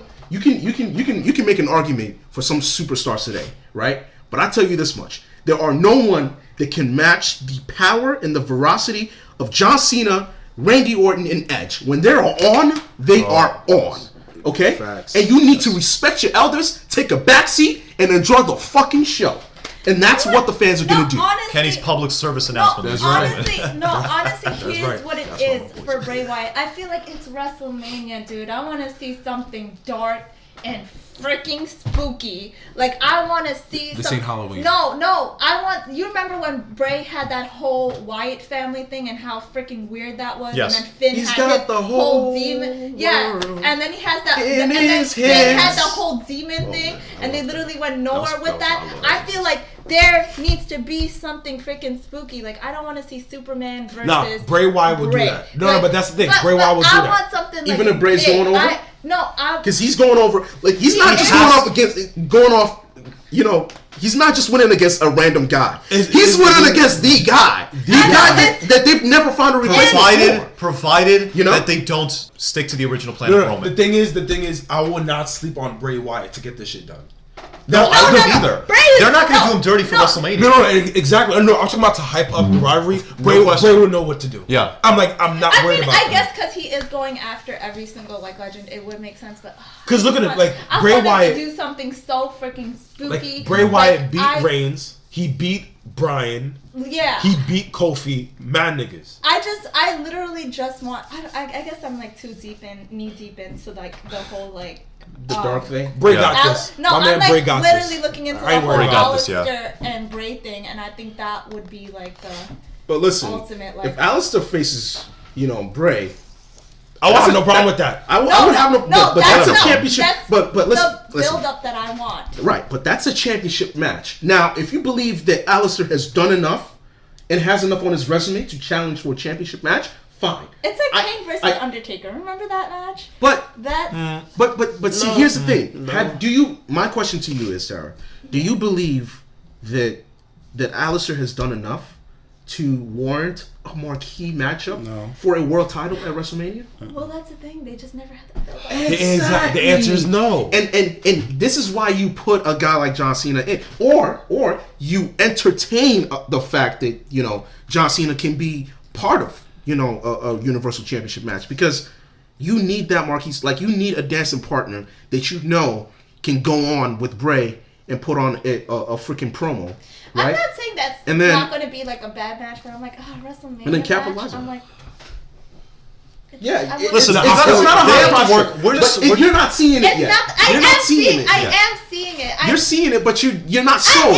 You're not sold. No, You're not like take my money sold. I'm not. But it's okay. Tara. It's okay. Cena's gonna be here in 2 weeks. Okay, he's gonna make this thing all better. No, Trust me. I love Cena, but it's just kind of just like I wanted someone that is like. I wanted a fresh face. That's Tara, what it is. we're just looking at it as a case of you're right. what it is. What happened. Like what happened. We got to work with what we have now. Mm-hmm. Alistair and that goes for Alistair Black. He hasn't been doing jack shit other than maybe the Buddy Murphy program that he had not long ago. Right. So great matches. I like the Alistair Black matchup. I just but how do you justify putting him in a world championship match? You know what I mean? Yeah. Like so early, so fast. Like how do you justify that? Give me something that I can say, okay, well, I'm buying into this shit now. Like, I see Alistair Black. Yeah, adding to Kenny's point, don't get me wrong. Black is still undefeated. I would like that more than Cena. That's not enough, though. To be honest, in a way. But I just need some type of justification that tells me, okay, all right, I believe that shit, and I'm bought in. Mm-hmm. I like that matchup. It's very intriguing. You know why? I would. It makes sense because I feel like he's just so unfazed, and the whole Fiends thing is scaring people. Right. And Alistair Black is the one person that's just like, I don't give a fuck. Yeah. He'll sit in the middle of the ring and just look at the Fiend, and match that crazy time. Yeah, exactly. Like who the fuck is creepy? That's all that's needed. You want this smoke? All right. I'll black match your ass. You know. Yeah. I'm for Cena versus Wyatt. Yeah, I mean, if it's the best possible matchup right now. It's the only thing that's shaking. That makes right. sense. Okay, moving on to the greatest thing that happened literally this week for the main roster. This week, we've had Shayna come to the main roster. Drum roll in. I was so excited for that, and let me tell you why. Because Becky is finally, and I say finally, meeting her match. Because I'm so tired of her walking around just literally burying every single female when we all know that is not true. Now Shayna's coming in with her big bully aggressive defense, and she's about to be a linebacker on Becky's ass. Yeah. And we just saw that literally. Like, she literally ate Becky alive. And that is something I am so excited to see. I was very excited when Shayna debuted on Raw. Let's be real, Ricardo knows me about this. That was straight up nasty. I didn't expect that. I was not expecting that. That was nasty. That was nasty, but good. It was nasty, but good. I don't know good. I don't know about good. The reason why it was great, Richard. Yeah, it was great. It was great in a nasty way. Like, I did not expect that. I thought he was just gonna come in, beat her ass, hold up that belt, and then walk off. That would have been nice. That would have been nice. Okay. That would have been fine. Yeah. But I wasn't expecting the bite on the neck. Yeah, But it's only a matter of time before Becky loses that belt in Tampa to Shayna. You know what? I'm not gonna lie. And here's my opinion. I feel like what Shayna did right there was what Nikki Cross should have been. Like, that was my opinion on that whole thing. Because Nikki Cross was supposed to be this psychotic woman that's, like, unhinged. You know, she's about that life. And she's never even crossed that. Like, now it's like you don't even think about her. Shayna Baszler came in not only with the face, not only with that attitude, but she became that nasty, psychotic bitch. Like, I don't give a fuck. I'm going to do it because I'm that bitch. And you know what? She really became that person that you imagine Nikki Cross would have became. That's true. Yeah, that's true. I didn't really factor Nikki Cross into it. And you know what? Before.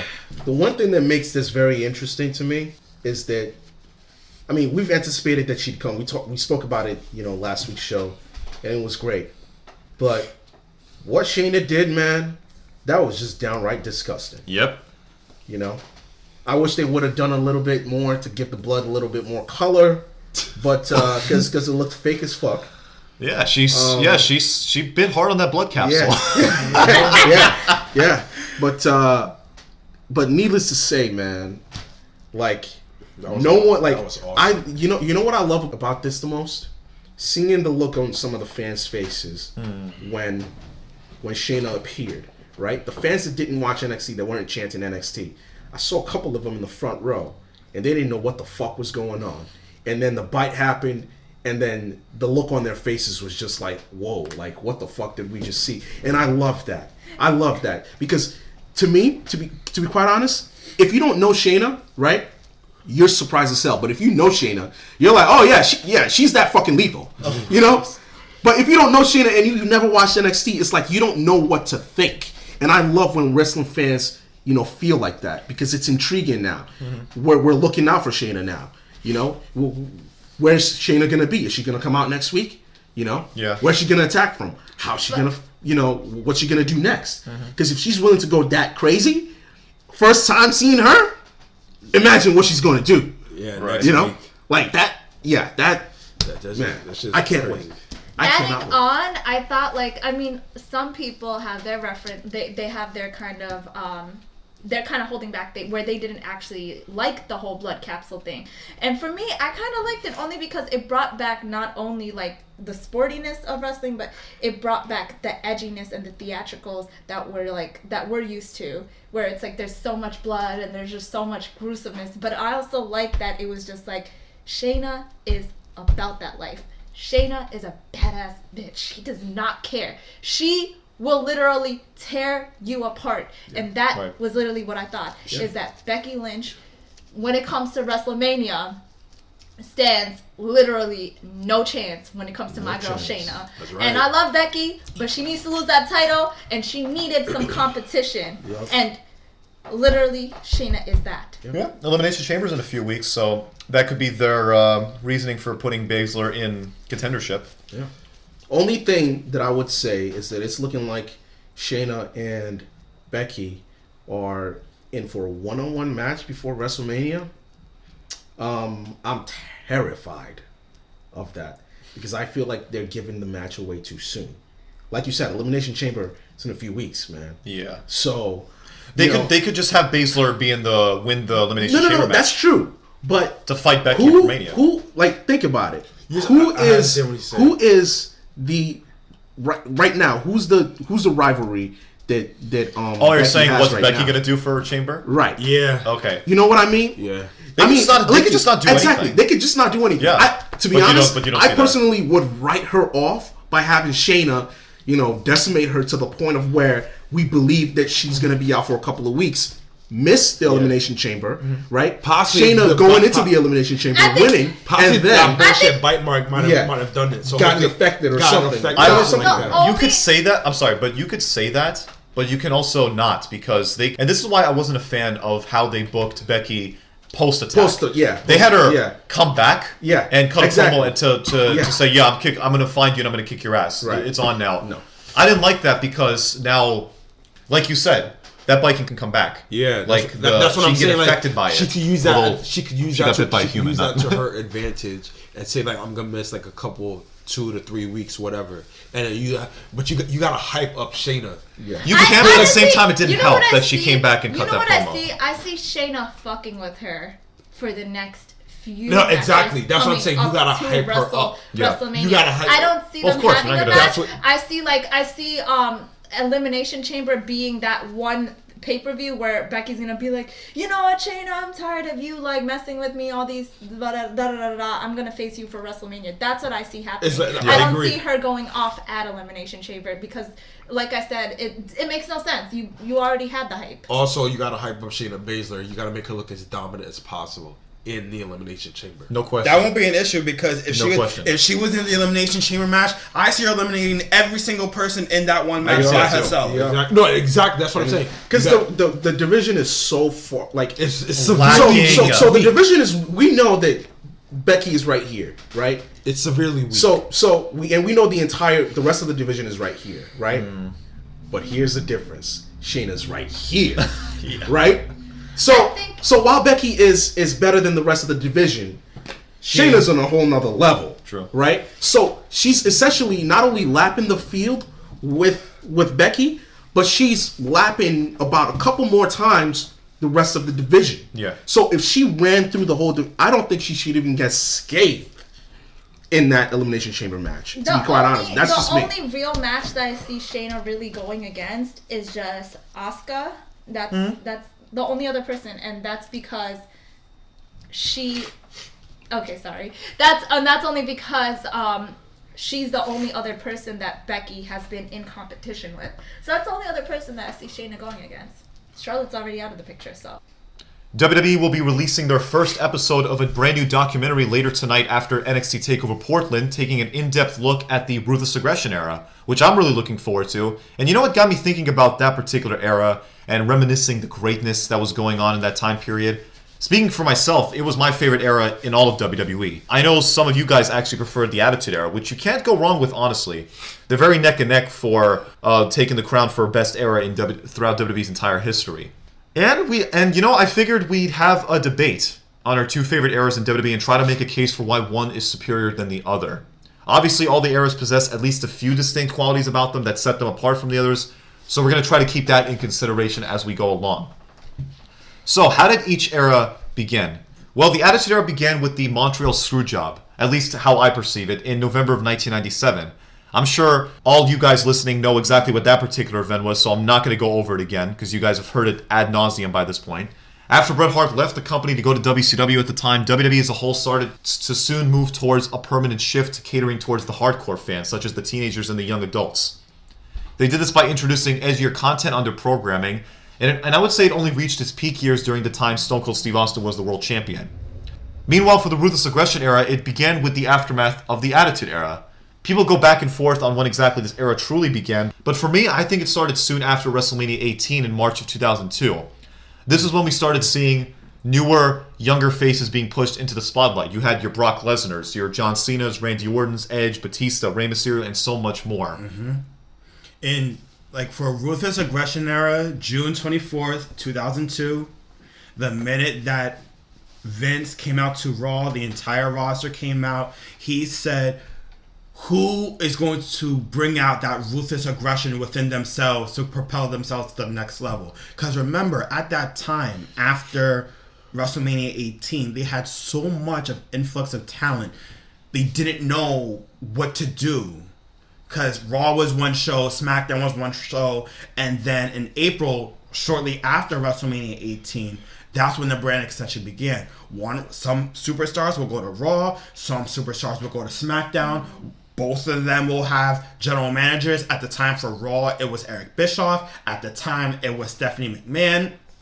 And at that time, both shows were competing for not only brand supremacy, but also to see which show was the better show. Right? In terms of that, in the Ruthless Aggression Era, it propelled so many stars, especially one in particular, to me, who is the face of the Ruthless Aggression Era, was John Cena. We can all agree to that. I disagree, but keep going. Why do you disagree? The real face of the Ruthless Aggression Era was Brock Lesnar. You say it was Brock Lesnar. Hold on. You say it was Brock Lesnar. At one point, you agreed with me. Okay, but you gotta look at the Ruthless Aggression Era as a whole from 2002 to 2008. Okay. From Brock Lesnar was there from 2002 to 2004. I understand that. In terms of John Cena, right? That's where he literally went through so many names. Yeah. He went through so many big top names. Okay. You said from 2002 to 2008. Yeah, that was Ruthless Aggression Era. Okay. Is Brock Lesnar better than John Cena if he stayed in that year? If Brock Lesnar stayed in the Ruthless Aggression Era, would you hear Cena? Well, obviously not. Would you say John Cena is better than Brock Lesnar if through the years of 2002 to 2008, if he stayed? But the thing is, we're not talking about hypothetical situations. Because what actually happened. What actually happened. The thing is, in the Ruthless Aggression Era, there was nobody better than Brock Lesnar. Okay, there was nobody in the beginning. Okay, you're looking at the beginning. Okay, but think about this. That's why I would say Ruthless is better than Attitude, because if you think about it, like I said, whenever I think about Ruthless Aggression, and reason why Brock pushed boundaries. Okay, but listen, but you said from 2002 to 2008. I'm talking about take those years in between. Who was better than Brock Lesnar? If he was still there. No, who was better than Brock Lesnar? Obviously nobody. So how was it John Cena? was close. Who was better than Brock Lesnar? Nobody. Okay. So technically, you're wrong. No, I'm not. No, I'm not. Because you know why? You're saying if Brock Lesnar stayed. No. I clearly said specifically. I said the years of 2002 to 2008. Right? Who was, even if Brock Lesnar stayed or left, who was better than Brock Lesnar? Nobody. Not even Cena. Nobody. No, Cena did not dominate the way Brock Lesnar dominated. Nobody did. He's feeling better. Thank you. Nobody did. Oh, shit. Richard, did John Cena face Taker? No. No, he did face. How many times? No. In the Ruthless Aggression. How many times? Shut up. How many times did John Cena face the Undertaker? He didn't face him that many times. Okay, but how many times Brock Lesnar fought the Undertaker? He fought him twice. In his best match in what? Hell in a Cell, right? Of Which course. one of the best Hell in a Cell matches of all time in WWE? Okay, Brock Lesnar defeated legends. Okay. Legends. And what about Cena? All in their prime. And what about Cena? John Cena fought Angle. Edge. No, okay, first of all, Brock Lesnar fought Kurt Angle better in his prime than John Cena fought Angle in his prime. Let's be real about that. I'll give him that. Let's be real about that, okay? That's number one. Number two, Taker. Don't talk to me about Taker. You're dumbass. No. You're dumbass. Let him speak. Your dumbass chose an aging Taker over Brock Lesnar in a WrestleMania. You're fucking retarded for that. Okay, that's number two. Number three. Dude, you realize you're calling 95% of the community retarded. No. Everyone thought Undertaker was gonna win. Because they're fucking retarded. Because they're fucking retarded. If you honestly think that an aging Taker would beat a Brock Lesnar at WrestleMania, you crazy? Tara, think back to WrestleMania 30. It was Undertaker and Brock Lesnar. Who did you have winning? That was the match that Lesnar beat the streak. No, I know. I mean... Who did you have winning the match? Going into it. Well, the thing was, I know that everyone was thinking that Undertaker was going to win. But, however, why I would have to agree with you on that is... The only thing is it kind of looks fake for Undertaker, who is old AF, not for nothing. He looks bad that year, but yeah. Also, like, you know, he's run down. Exactly. The business has like literally worn this man down. And besides, this man of all people should have known that he said since in the Ruthless Aggression Era, right? In the Ruthless Aggression Era, Brock Lesnar dominated Taker in all facets and every match. Every match. This man knows that Taker can't beat Brock Lesnar. No, I know. Then why'd you chose Taker? No, because remember, because at the time we were going so far along with his streak, we said like, oh, every single time that Taker faces somebody at WrestleMania, oh, Taker's gonna win. No. I'm talking about at the time, because all us wrestling fans know that no matter who Taker faces, one way or another, Taker was going to win of that stigma that the WWE gave us. Okay. Anyway, Brock Lesnar dominated the Ruthless Aggression Era for 2 years. No. Yeah, he pretty much defined the Ruthless Aggression Era. He defined the Ruthless Aggression Era. It was not John Cena. John Cena's true prime was 2010. Let's be real. It was 2010 through this year. All right? Who dominated the 2010s more than John Cena? Nobody. All right. So how can you? Wait. No. In 2010, who was number one? It was John Cena. 2011, who was number one? John Cena. 2012, John Cena. 2013, John Cena. 2014, John Cena. 15. Roman Reigns. Roman Reigns. You really wouldn't say No, but low key Cena was, because what he did with the US title. Yes. He wasn't in the top spot, but he was the main focal point still. Okay, so you would admit that in the 2010s, you would say the majority was John Cena. But in the latter part of 2015, that's when he really took a step back. Right? But it was mostly John Cena. Like, yes. Okay. It was really 2010's John Cena, right? The first half. Okay. Yes. The first half. In the Ruthless Aggression Era, it was Brock Lesnar. It's Brock Lesnar. So that's a fact. I don't care what anybody. No. That part right there, I'm disagreeing with you 100%. Because in the Ruthless Aggression Era, I'm sorry, I'm disagreeing with you. It's not Brock Lesnar. It's John Cena. I would say that's where he literally forged his face into wrestling career. I agree. It's John Cena. I agree. It's not Brock Lesnar. I'm not giving it to you. He forged his literal face into wrestling. No. Going into the PG era. I understand. Where he literally became a legend. And plus another thing, in Ruthless Aggression Era, after when Brock Lesnar left, the amount of matches that we saw that John Cena did after when he left. For example, the match he had on Raw, one of your favorite matches of all time against Shawn Michaels in London. Bro. As well as his past rivalries he had in Ruthless Aggression Era. I'm not disputing about that. Before I get to the Attitude Era, I'm not disputing about what John Cena did. I know what he did. I'm saying, as a wrestler, who the true face of the Ruthless Aggression Era, who is the first person you think of? For in the Attitude Era. Toss up Lesnar angle. No. No, I'm talking about number one. Lesnar. Everybody say it's Lesnar, and even you admitted that. All right. And when I get to the Attitude Era, since I'm going there right now. No, not yet, because there's still more about Ruthless Aggression Era. Richard, you said your piece. Okay. You said your piece about the Ruthless Aggression Era. You did. No, not all. I didn't say all my piece. In terms of Ruthless Aggression Era, you can say all the stuff about Brock Lesnar all you want, but from the entire Ruthless Aggression Era as a whole, it gave us some of the best rivalries, matches, moments, and everything in between that era had. It brought out the best in Edge, the way that he is today. It certainly brought out the best in Randy Orton. Certainly. Eddie Guerrero, when he won the WWE title in No Way Out.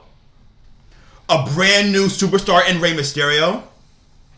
The birth of Evolution. One of your favorite factions of all time. Right? The best Mania moments that we've ever had in terms of WrestleMania. And to me, one of my all-time favorite WrestleMania is WrestleMania 21. The birth of two big top names in Batista and John Cena. Right? And plus, Ricardo, in terms of WrestleMania, because I know you love WrestleMania. Out of the 3 WrestleManias, I'm going to give it to you now. In the Ruthless Aggression Era, which one was the best? 19. I didn't even finish. No, because I have to say 19. 19 was it. 19 was it for me. 19, 21, or 23? I'm sorry. 19. I got 21. Go. I got 19. He says 21. You say 19. What do you say? I say 19 also. I got 19. Oh, I can't go wrong with you. Can't go wrong with that. You can't go wrong with any answer. Yeah. You can't go wrong with any answer. You can. Okay. But, okay, no, here's what I was going to say. Yes, when you think of Ruthless Aggression Era, you do think of Brock. Brock put on some great segments. This motherfucker. Some great promos. It's like you can't just help but look back and be like, oh yeah, that was a thing. But as far as being there consistently throughout the Ruthless Aggression Era, I have to give it to Cena. Thank you. Because Cena, literally, if you really think about it, you're like, holy shit, Cena did a lot. He did a lot. You still do think about Thugonomics. You remember that? You look back on that shit fondly. You remember when he had a bodyguard and he was literally on the back? That shit was fun. Like he was literally being carried around. He would he would be such a heel and come with the freaking lock and freaking attack people. And also, to add to your point, 2003, to me, I call Cena's proving ground. In the year 2003, he faced top names. Brock Lesnar was the first one back at Backlash in Worcester, Massachusetts in April, right after 19. Yeah. Then he faced Eddie.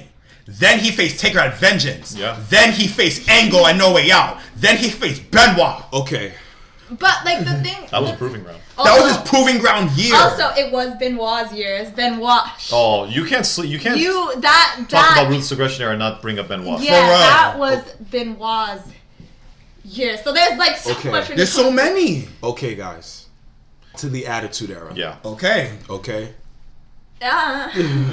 I'm gonna speak when I speak. But oh yes. In terms of the Attitude Era. Yes. Right. Mm-hmm.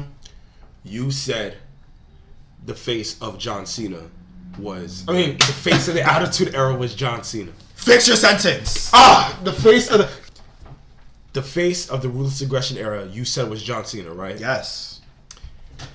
The face of the Attitude Era was Stone Cold Steve Austin. That's a no-brainer. Okay. No-brainer. Would you say John Cena is a bigger face in the Ruthless Aggression Era than Austin was in the Attitude Era? No. Hell no. Okay, cool. Hell no. Okay. I'm not saying First of all, he didn't say the other. He didn't say that was the case. Exactly. Why was that even a question? Hold up. I just want to get that out the way. Okay, cool. Now, Richard said the amount of matches, the amount of rivalries. I have an eyebrow twitching at you right now. Okay. You've been calling me coronavirus all this whole segment, so I don't give a damn. Continue, right? You're still coughing up. The rivalries that in the Attitude Era have was just as good in the Ruthless Aggression Era, right? All right, like give me one rivalry that was good in the Ruthless Aggression Era. Lesnar and Angle. Would you say that was better than Stone Cold and The Rock? No, thank you. Would you say what rivalry was better than Taker and Kane? You could say. You could also say Triple H and Shawn Michaels, or Bret Hart versus Shawn Michaels. That's not Attitude Era. No. Hold up. First of all, technically it was. He said the Montreal Screwjob. That started it. Okay. So it really did. Technically, it was in the Attitude Era. So know your role. All right. Like, to be fair, it was brewing for a while, the Attitude Era elements. It was in there. It was getting more hardcore, more badass. It was getting in there. So but that really was in there. There's no rivalry in the Ruthless Aggression Era that will beat the top two I just said. It's Stone Cold and The Rock and the Montreal Screwjob. Now, one rivalry that you could bring up from the Ruthless Aggression Era could beat those two. All right? In terms of rivalry, that goes to the Attitude Era. Hands down. Right? You know that. Right? In terms of, you said Randy Orton. I mean, you also think about Edge. You're also forgetting Kurt versus Stone Cold. No, but that's what I'm saying. Kurt Angle and Stone Cold was post Attitude Era. Attitude Era. It was hold up. First of all, you know it's fun. No, I'm sorry, but it's funny you mentioned that because if you guys recall, when Attitude Era, you guys would say ended after Mania 17. I gotta be honest with you. In my eyes, the Attitude Era ended at WrestleMania 19. I don't care what anybody says because the thing is after WrestleMania 17, I'm like, the guys were still here. Okay, so you're saying it's predicated off of Rock and Austin? Yes. Okay. Because those were the two that held it down, right? I was like, Richard said the Litany of Superstars: Edge, Orton, Cena, Mysterio, Benoit. I mean, this and that. My problem with that statement, but with that kind of thinking, is think of it like this. Let's say John Cena became a star in the Ruthless Aggression Era. Can we agree on that? He became a star. He did. So that's kind of like saying that despite all of his contributions to the PG era and the current era today. Like, he began at the Ruthless Aggression Era. That's when he became a top star. So you're saying that, as far as I'm concerned, the Ruthless Aggression Era is still going because Cena is the top star, you know? I see his point. Oh, because he didn't retire. Like, Austin... Because think about it. What you were saying with Austin to Rock, it's carried on. It really ended until... The Attitude Era didn't end until WrestleMania 19 in 2003. You're saying because, Austin... Retired after that. And then, that's it. They closed the chapter on the Attitude Era. Well, in actuality... And then the Ruthless Aggression Era began. In actuality, because remember, you people say that the Montreal Screwjob started the Attitude Era, but did really Stone Cold and Vince... Sorry. No, hold on. I never said anything about that. I understand, but I'm going back what you said about the Montreal Screwjob, right? People like I said the Montreal Screwjob was in the Attitude Era. That's what I said. Yeah, I know it was in the it was in the Attitude Era. So what are you trying to imply? What I'm trying to imply is that to me, in my opinion, the real end to the Attitude Era was the end of 17 between Stone Cold and Vince. I think so too. A lot of people say that. Okay, here's why I don't agree to that. Why? I don't agree to that because in terms of the Attitude Era, don't get me wrong, I don't mind if people say that. I don't mind that at all because you could see why. You could see why and like that. But the reason why I say Stone Cold and The Rock, the Attitude Era has ended at WrestleMania 19 between Stone Cold Steve Austin and The Rock because those were the top two stars in the Attitude Era that made me watch the Attitude Era. Right. Like, for you, Richard, who were the top two stars that made you watch the Ruthless Aggression Era? It was Brock Lesnar and Kurt Angle. Boom. To me. Just like that. Mm-hmm. Stone Cold and The Rock. The greatest rivalry of all time. Right? No rivalry is beating that. Right? No rivalry is beating that. In the Attitude Era, you brought up names like Edge. You brought up names, Richard, and Edge or in Rey Mysterio, Eddie, etc., right? I got a Triple H, I got a Kane, I got a Taker, I got an Austin, I got a Mankind, I got a Big Show. The tag team division, y'all can't touch that. No, that right there, I'm 100% y'all can't touch the Attitude Era. Oh, obviously and Edge and Christian that Dudley's the right to censor. The Hardy Brothers. I said the Hardys. I said, listen. The tag team division, I'll give it to Attitude Era. And plus, in the hardcore style wrestling, the Ruthless Aggression Era can't touch that. Oh, of course not. They can't touch that either. Of course not. The entertainment can't touch the Attitude Era. But that's and you know what else? In terms of the females, I'm giving it to you hands. Well, actually, you can. No. You can say both. No. In terms of the females, no, because they were lackluster in both. I'm not gonna front. They were. You were lackluster in both, but yeah, I would honestly. The edge to the Ruthless I'm giving the edge to the Ruthless. They had Christian Lita. No question. But in terms of, here's the kicker of this. Two kickers actually. Can you definitively say that every episode of the Ruthless Aggression Era, the Ruthless Aggression Era was good? Every episode. Oh no. And the Attitude Era, that same thing goes for SmackDown as well. No. But in the Attitude Era, you can. Every show was good. Every show was good. Because that is true. Right? And that's true. And Triple H said it himself. Your man Triple H said the Attitude Era was the greatest roster ever assembled. Oh no, that's a fact. Ever. That's a fact. That is true. That's a fact. Jericho. That's a fact. That's what I'm saying. So all the guys that you mentioned, I was like, they ain't touching a Jericho, an Angle, an Austin, a Rock, a Taker, a Kane. No. Are you serious? Listen. You're not wrong at all. You're not wrong. So how is Ruthless Aggression Era better than the Attitude Era? Because Ruthless Aggression Era has one thing that they mainly focus on that the Attitude Era did not, and that was the wrestling. That was the wrestling straight up. Attitude Era mostly focused on entertainment. Entertainment. Yeah. Okay. No, honestly, entertainment. Here's why I choose Ruthless over Attitude, because I felt like Attitude, yes, they were at their top, but I feel like they honed in on everything and perfected it during the Ruthless Aggression Era. Ruthless Aggression Era. And plus another thing. And that's why it fell off after the Ruthless Aggression Era. And another thing, we did not see, sorry to cut you off, but we did not see Angle's prime until Ruthless Aggression Era, and you know this. We're not talking about Angle's prime. I'm using an example. Like, you said no.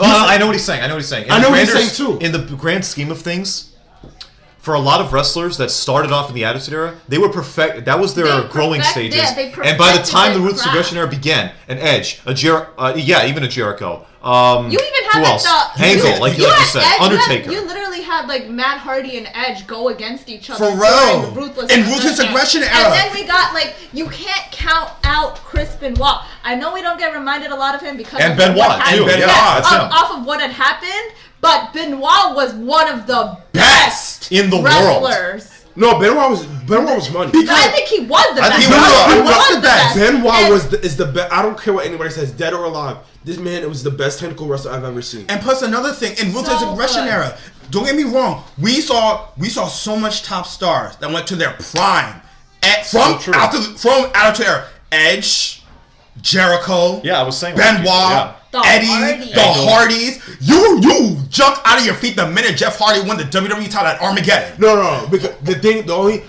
about that is that like it was a long. I'm a die-hard Jeff Hardy. No, it was a long time. It was a long time. I was too. It was a long time coming. I was too, and I felt like that was when the Hardys really got their shine because they got their solo careers and. RVD! Yes! RVD! There you go. And plus another thing, you would not even see Jeff Hardy win the WWE title at Attitude Era. No, I agree. Period. And plus another thing, every single year, hold on. Every single year in the Attitude Era, from 1997 to 2001, same thing goes for the Ruthless Aggression Era. There was one star in each and every year that broke out. 97, we already know who it was. 97, 98, it was Austin. Yeah. 98 was The Rock. 99 was Triple H. 2000 was The Rock. It was The Rock. It went in Triple H. I'll give it more to The Rock. I'll give it a three-way tie. I'll give it a three-way tie. I'll give it a three-way tie. Rock, Triple H, and Austin. I'll give it a three-way tie for 2001. No, because 2001 Austin was already a huge. No. It was Austin's comeback. True. It was Triple H being. No, I think Triple H, and then obviously Rock. And for 2001, I'm giving it a tie between Angle and Jericho. 2001, because you know why? Angle put out his best matches in 2001. Remember his rivalry with some of his best matches. Shane, hold on. Okay, hold on. Shane. Yes. Oh my god. Okay, let me help him out. Shane, Benoit, Austin, everything. In Jericho, what happened in 2001? Okay, I don't know what. I'm joking with you. But like, I'm still. You only mentioned it 300 times. He will still mention it to this day. That he beat Austin and Rock on the same night. Austin and Rock on the same day. Fine. All I'm saying is this. In terms of the Attitude Era, here's the thing. What you guys are right in terms of the Ruthless Aggression Era, they treat it like they care about the wrestling.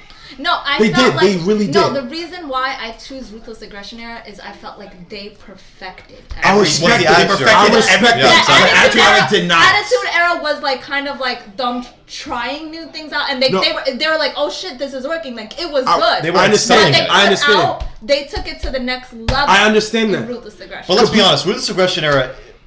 Ricardo just really wants to say something. I understand that, right?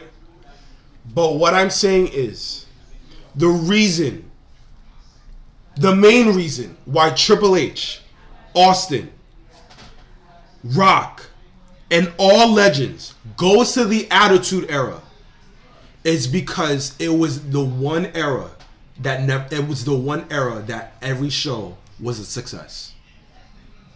Every show. You mean pay-per-views? A pay-per-view, a show, everywhere. We're talking about every single pay-per-view was good. Each one. You're a diehard NXT fan, right? Mm-hmm. Austin said himself that NXT reminds you of the Attitude Era, not the Ruthless Aggression Era, right? Mm-hmm. Because Triple H said that. No, we don't have to explain why, because we already know why. Okay. Austin said that. Triple H said that.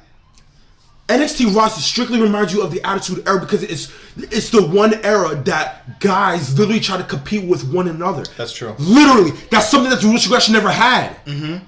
The Ruthless Aggression never had the competitive fight fever. Yeah, everything was getting more structured. Exactly, everything was structured. And the Attitude Era, in terms of the Attitude Era, what the Ruthless Aggression Era didn't have was the competitiveness of trying to be better better than the other team or the another person. That's what I want in my brand. I would want that in my brand to become better than the other. Ruthless Aggression Era never had that. It was more the Ruthless Aggression Era was more of a team dynamic. Yeah.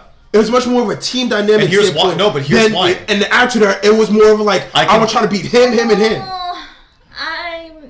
The only thing that I would give Ruthless Aggression Era is, they all did use steroids. They did. They used drugs. They all the wellness did. policy wasn't in effect yet. But you can't Ruthless Aggression Era had a lot of personalities and a lot that you can't say that for Ruthless Aggression Era you did not tune in to a lot of the and I'm shows. not saying that. I'm saying that the competitive fervor that fever. What same shit, whatever. Fever, yeah. Same thing. The thing is that the Attitude Era was competitive both inside WWE and outside. They were competing with themselves and WCW. Okay, and that's what I wanted to talk about. So, one thing, I love the Ruthless Aggression Era. It's my favorite era, bar none. But, with Attitude Era coming in a close second. But, that being said, it's not perfect. That's what I'm saying. I will say that the one thing I will always prefer the Attitude Era over the Ruthless Aggression Era and any other era is it had competition. Thank you. And with competition, it brings the best out of you. It brings the best out of what everything. the Ruthless Aggression didn't have. I felt like Ruthless Aggression Era, they didn't have No, it. but you can argue the Ruthless Aggression Era. I was telling him, they were more structured. They were more structured. It was more predictable. But no. I wouldn't say more predictable. I felt like with the Ruthless Aggression Era, you cannot discount their talent either. No, I'm not. Nobody is. What I'm saying is that it became less unpredictable. Exactly. Because tuning into Raw, you had a huge unpredictability factor going into it. Going into every episode of Raw. In the Attitude Era. What am I going to see this week? Exactly. For them to one-up Nitro or for Nitro to one-up Raw. The Ruthless Aggression never had that. It never had that. Because they bought their competition. No. They became complacent. They became lazy. Albert. It was complacent. They got relaxed. They were relaxed. In the Attitude Era, you don't know what's happening next week, which makes the unpredictable factor more intriguing towards the Attitude Era. They were the lay of the land by 2002. Think about this. And yes, you had TNA popping up. You had Ring of Honor doing your thing. But at the same time, they weren't established. They were not established. They were not established. Doing something. Exactly. And that's what I'm saying. And don't get me wrong. It was a nice alternative to WWE, whatever they were doing at the time. But it wasn't enough. It wasn't enough for more fans to draw WWE fans to them. And to be considered legit competition. And that's why you had so many characters in the Attitude Era and teams to compete with each other and against WCW to bring the best out of themselves. Like Austin brought the best out of Triple H, The Rock, Taker, Kane, Kurt Angle. I gave you 5 legends. Wait, Austin, that's the thing. You're bringing up Austin. No. Austin is like wrestling Jesus. But the reason why I bring him up because he was the face. He was the face, and he's the meaning of the Attitude Era. And what about Cena? Hold on. We're talking about the reason why I brought up Austin like that because he did it from jump.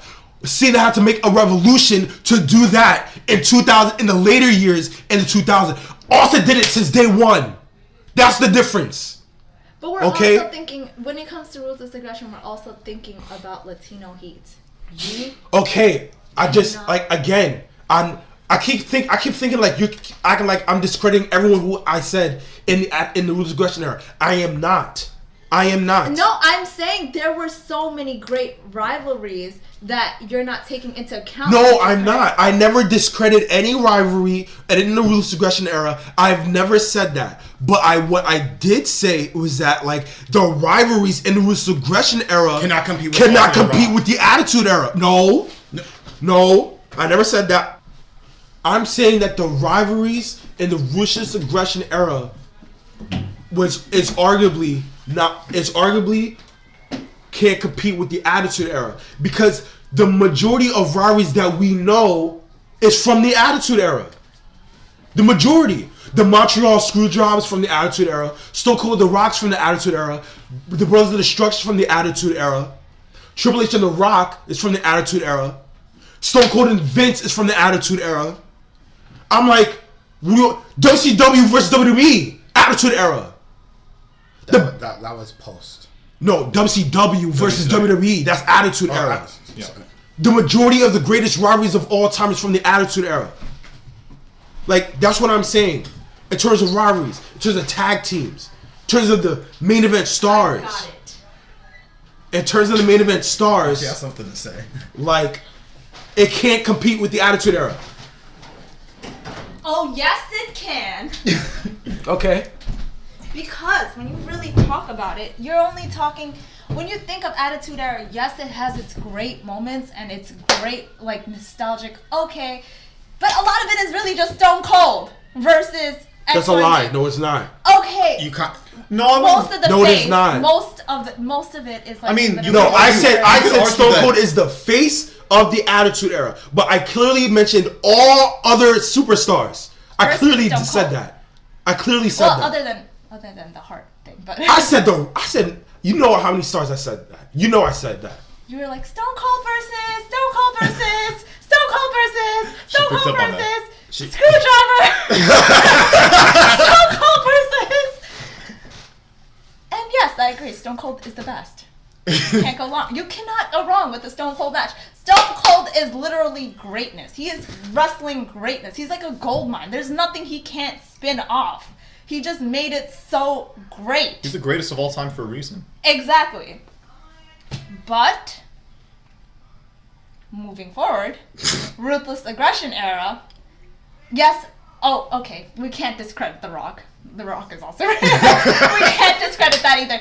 But, I mean, Ruthless Aggression, I felt like they took great moments from the Attitude Era, but they also did it with a bunch of legendary wrestlers also. Like, you had, like I said, Eddie Guerrero. You had freaking Chris Benoit. You had RVD. You had the Hardy Brothers. Mm-hmm. You had Edge. You had freaking Brock. You had freaking Cena. Like, the list goes on and on. And when you think about all of that, they not only took what Austin did, they learned what from Austin did. And propelled it to them, and for themselves. Propelled it to their characters. And the reason why is because you don't just have, like, Rock versus or Stone Cold versus, because I felt like they kind of carried it a little bit. Because, I mean, when you think, yes, when you think of Attitude Era, they kind of carried it because they were the main faces. Like, they, as far as... Triple H is not a main face? No, I understand what she's saying. Like, Triple H was a face, but he was not the main face. That's what she's saying. That's what she's saying. Hold up. You literally just, not too long ago, you literally just said on each year of the Attitude Era, every person had a specific... No. You're not. No, You said the first year was Austin, the second year was The Rock, the third year was Triple H. Someone was breaking out. Exactly, somebody was breaking out. Somebody was breaking out, but from what she's saying, I'm not understanding what I'm saying, but what she's saying, like... Greatness-wise, Triple H literally became the Triple H that we know. Yes, he started out with DX, but he got more of his shine throughout going into the Ruthless Aggression Era, from my opinion. And let me say why. Yes, there's DX. What? Wait. Are you kidding me? May I get a turn in this? Thank you. So, Tara, here's the thing. Yes. 2000. What? 2000. Ricardo, chill, relax. Richard, you agree with this? No, I'm not. Richard, you're a Triple H fan. Do not say you agree to this. Are you kidding me? Here's my standpoint. In my opinion, Triple H is best year in terms of being like all round. His best year was 2000. Thank you. Yeah, it's and what year and what era did that fall under? Attitude. The Attitude Era. Yes. Triple H. It only compounded. It only it only took off from there. Mostly for the worse. I will have to say. I will say one thing. The Reign of Terror was one of the worst things I've probably ever seen. Probably the worst thing going on in the Ruthless Aggression Era. 2003. I know what he's talking 2002 to 2005. Yeah. That Reign of Terror was garbage. Nobody wanted to see Triple H go bury everybody under the sun. RVD, Goldberg, Scott Steiner, Kane, Booker T. 2003 was the year he Shawn went through Michaels. WCW.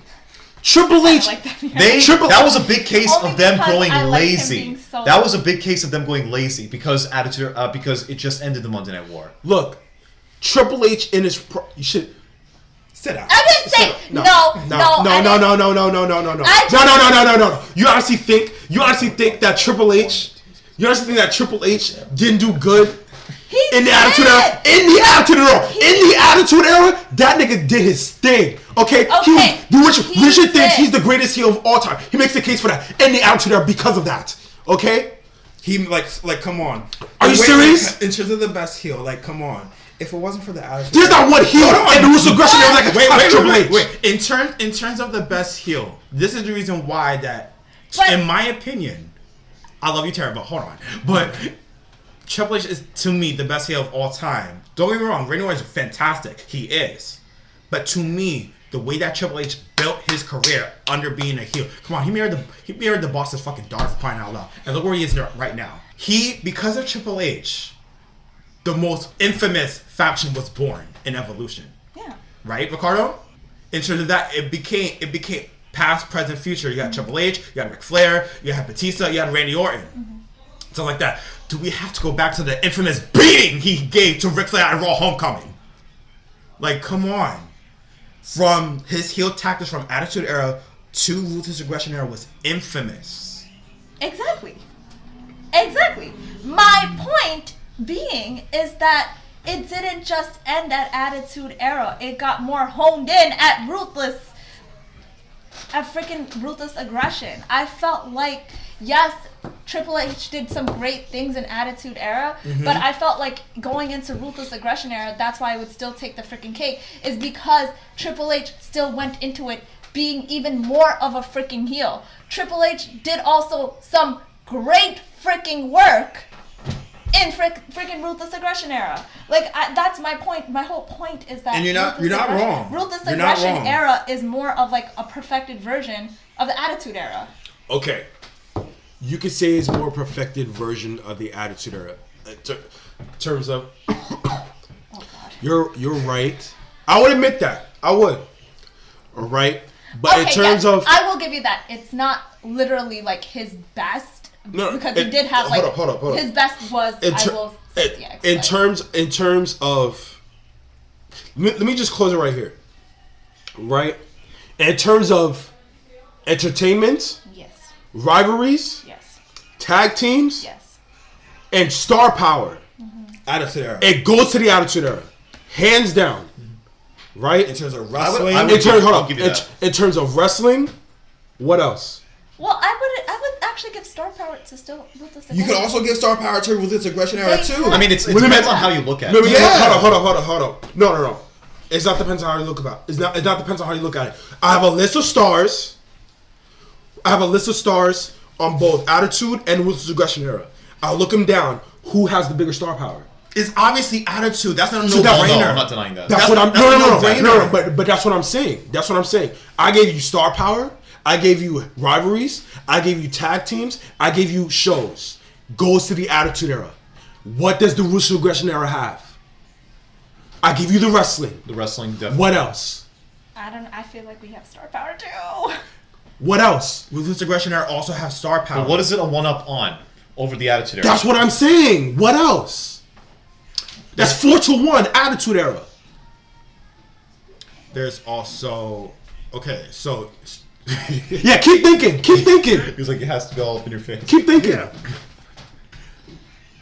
Star power, matches. The star power goes to Attitude Era. No, I know that, but I'm also giving it to... better overall. It's better overall. It's the Attitude Era. It is better overall. Thank you. No, I never... Hold on now. He was talking about... star power. I would never said that Attitude Era was better than Ruthless Aggression Era. In terms of star power, it goes to the Attitude Era. We know this. That's what he's saying. That's what I'm saying. Alright, so what are you trying to say? Because all you have is wrestling. That's all you have. Wait, I don't... Because that's what I'm saying. No, but I don't know if I can really give star power to freaking Attitude. Okay, let me ask you guys a question. All three of y'all, since you guys are Ruthless Aggression Era, give me your top 3 stars, all time Ruthless Aggression Era. Give me 3. John Cena. Brock Lesnar. Angle. You show those are your 3. No. Wait. I take it back. I take it back. You're 3. All 3 of you. Okay, fine. I'm gonna. All right, let's list the wrestlers. Wait. We gotta agree on. We gotta agree actually. Eddie. I could agree to that. Eddie. Okay, that's one for you guys. Chris Benoit.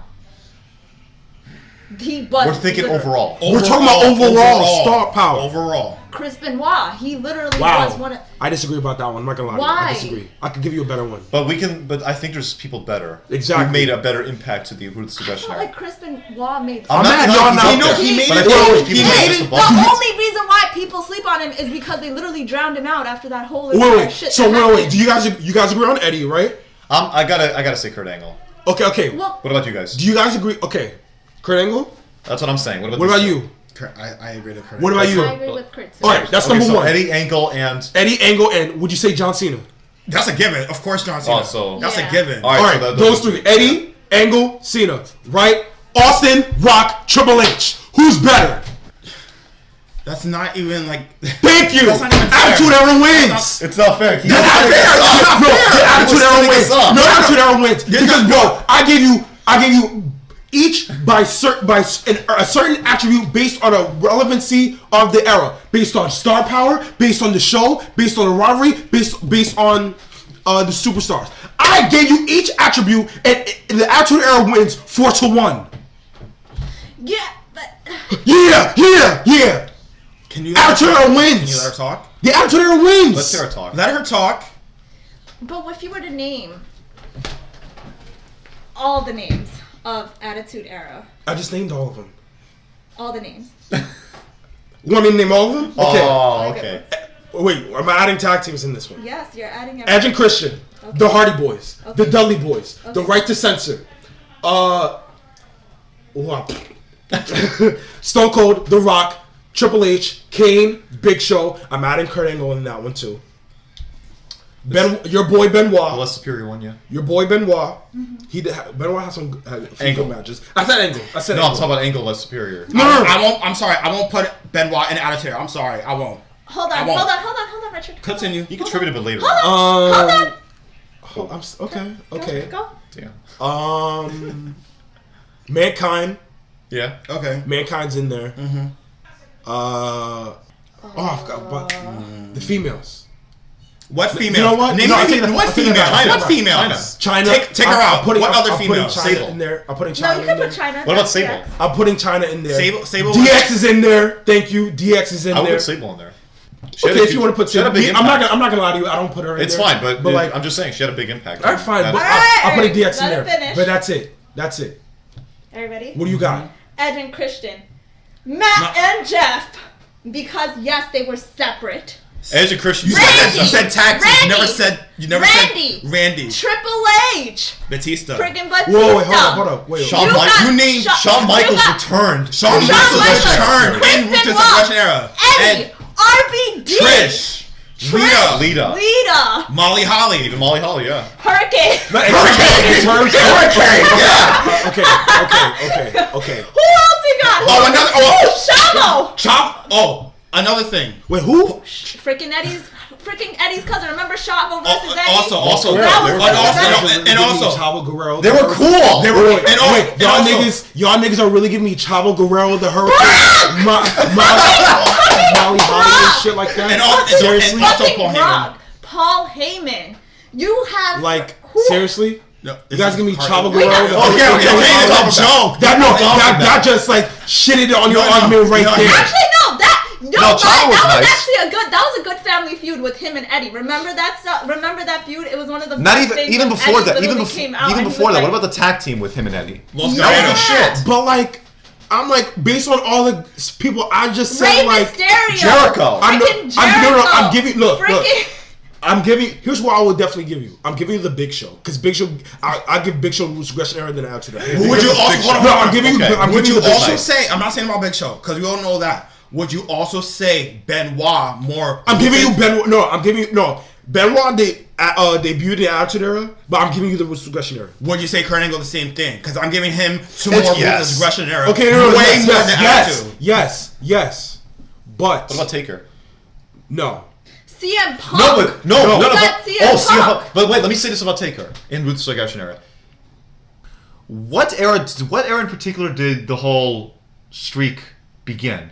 Like, were they not what I mean? When they took notice. When they referenced it, and also when Taker actually stepped up his game. It was the Ruthless Aggression Era. And it started with Randy Orton. It started with Randy Orton. So you're saying Taker got better in the Ruthless Aggression Era? He definitely got better. Did. His work rate increased twofold. And only carried from there. Okay. For a couple of Okay. years. On Daniel Bryan also. No, he was not in there. No, you're wrong. Exactly. That's what you got. That's what you get for being too damn happy. Okay? That's what you get for being too damn happy. No. You're dead wrong. He came in in the 2010s. Okay? No, you're wrong. All right? Let me tell you something right now. That's where you lost. Okay? Let me tell you something right now. I'll give you Taker. In terms of Taker, you're definitely right. But we still gave you way more wrestlers, way more stars than freaking Attitude Era. But you said stars, right? But how about, let me ask you a legit question. Can any of those stars hold it down? Like, hold it down in the era, like in the Attitude Era did? Well, it was wait. The answer is no. Wait. Let her finish. But it was only those people carrying the show. We just gave you No. a bunch of. I gave you half the roster. No, I gave you a bunch of people too. What I'm saying is this: that only worked together. But that's the point that she's saying. They didn't become their own superstars until Ruthless Aggression Era. No, some of them, yeah. No, what I'm saying is this: you're saying the main guy, your number one guy in the Ruthless Aggression Era was John Cena. If I take out John Cena, who's holding it down for me? Angle. In the Ruthless Aggression Era. You can say Angle. You can say besides. You can literally say like 5-6 different people. No. I think it's Brock. He thinks it's Cena. I think it's Brock Lesnar that held it down in the Ruthless Aggression Era. We're not talking about who's the best. We're not talking about. This is what I say. Depending on how you view when the Ruthless Aggression Era ended, what do you guys think? 2008. 2008. Okay, yeah, 2008. In that case, you could argue Lesnar held down the first half of that Ruthless Aggression Era, and Cena did the second half. Because think about it, 2002 to 2004, he was there. Lesnar. Okay, 2005 to 2008. So you would say and there was, so on. Okay, so it you was would say, Cena. So you would say there was two faces in the Ruthless Aggression Era. All right. And I got one. In Attitude Era, you have one. I got one. All I need is one. Okay, that's fine. But in terms of the stars that you mentioned, except for 2000. No, all I need is one. No. All I need is one. Okay, but from Tara's standpoint that she said, you said Stone Cold Rock, everybody else, but from in the Ruthless Aggression Era, all those things you said Hardys, Edge and Christian, stuff like that, their singular careers propelled. No question. Okay, and I'm not even debating about that. We're not denying that. I'm not even debating about that. That's no question by far. She got that. Okay, she got that. But what I'm saying is, you wouldn't even see that if it wasn't for the Attitude Era. Okay. Not even close. Okay. Honestly, you can make a legitimate argument if it even wasn't for the Attitude Era. You wouldn't even see a Jeff, a Matt, a Christian, or an Edge. Because they debuted at that time. No, but that's what I'm saying. No. But they're the ones that actually that brought into the introduction of actual aerial wrestling as far as introducing. And that's what they that's true. And that's what the Attitude Era brought. But what I'm saying is Attitude Era. Yes, I never took away from that. It was like the starting point of all of this happening, but the perfecting factor of it was Ruthless Aggression. And I never denied that it was. I never denied. Why I give it to Ruthless Aggression. I never denied that the Ruthless Aggression Era was perfection, but then at the same time, I was saying it wasn't perfect. Neither was Attitude. No era was perfect. No era is perfect. But the reason I'm gonna end like right here, like for real. It goes to the Attitude Era because it has a slight edge because of the star power, the rivalries, the entertainment, and how every show was good. From a financial standpoint, 100%. That's it. From a financial standpoint, 100%. It was. You can't deny that. Okay. No. Where were you born? When were you born? 95. All right. From a financial standpoint. From the financial standpoint, WWE was on top of the world. It was. Listen, that's not debatable at all. Of course, it was a financial standpoint. They had endorsements like crazy, commercials, the whole 9 yards. by all means. That was around the time they went public. Yeah, when WWE was at its peak. Of course. But in the Ruthless Aggression Era, it went this way. Not really. No. I'm only talking about in terms of. I'm talking about in terms of popularity. Yes. It went down. Okay. It's still being felt to this day. No. It started going that way since Austin left. That's when it went down. Since Austin left, going that way since WCW died. No. I'm going with Alba on this one. I won't say until after Austin left, because after WCW, WWE was still popular. Like WWE was lazy. They were getting complacent with everything. With their programming. Guys, here's what I mean. What I mean by Austin when Austin left, right? Austin brought a tremendous dynamic to the Attitude Era. Yeah. Towards all facets, no matter who's the person that's watching, even a fucking 3-year-old kid back in the day was watching the Attitude Era, right? He brought so much of a dynamic towards it, right? When he left, the popularity went down dramatically. There's no. I'm not gonna lie. It's crazy. I will say that. I will give you that. Stone Cold was one of the main reasons why I tuned in. Exactly. That's what I'm saying. You don't have that in the Attitude. No, you don't have that in the Ruthless Aggression Era. You've never had that in the Ruthless Aggression Era ever. Well, actually, you never did. You could say no. You never did. You could. Let her finish. Dude, just let her finish. You never did. So you're telling me you never wanted to tune in for Eddie Guerrero? No, I'm talking about.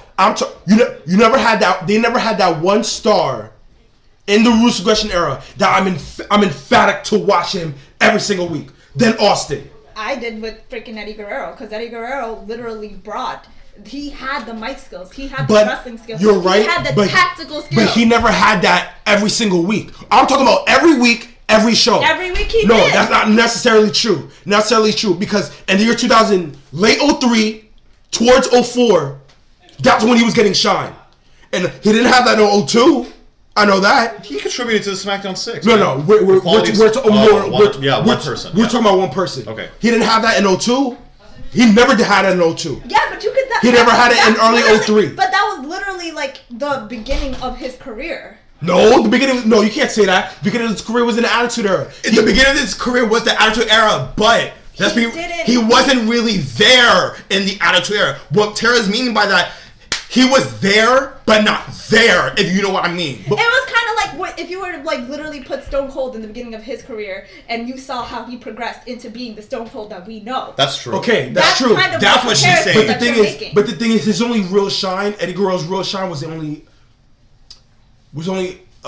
even a year.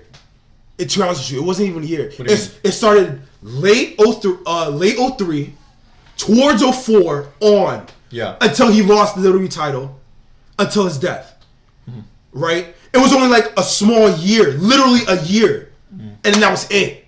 With Austin, every single week, every single year, every single show. Yeah, because WWE didn't rely on Eddie to be the flag bearer. No, but that's what she mentioned Eddie. That's what I'm bringing up. But I'm saying that Eddie was compelling, like him as a person. Like, but he was. I feel you, sis. But he wasn't the marquee. Rick, that doesn't discount the fact that people were invested in people like Eddie Guerrero. People were mad when they didn't see Eddie Guerrero anymore. Like, people were literally he had pissed. such a following that people were watching just for him. I'm sure of it. Yup.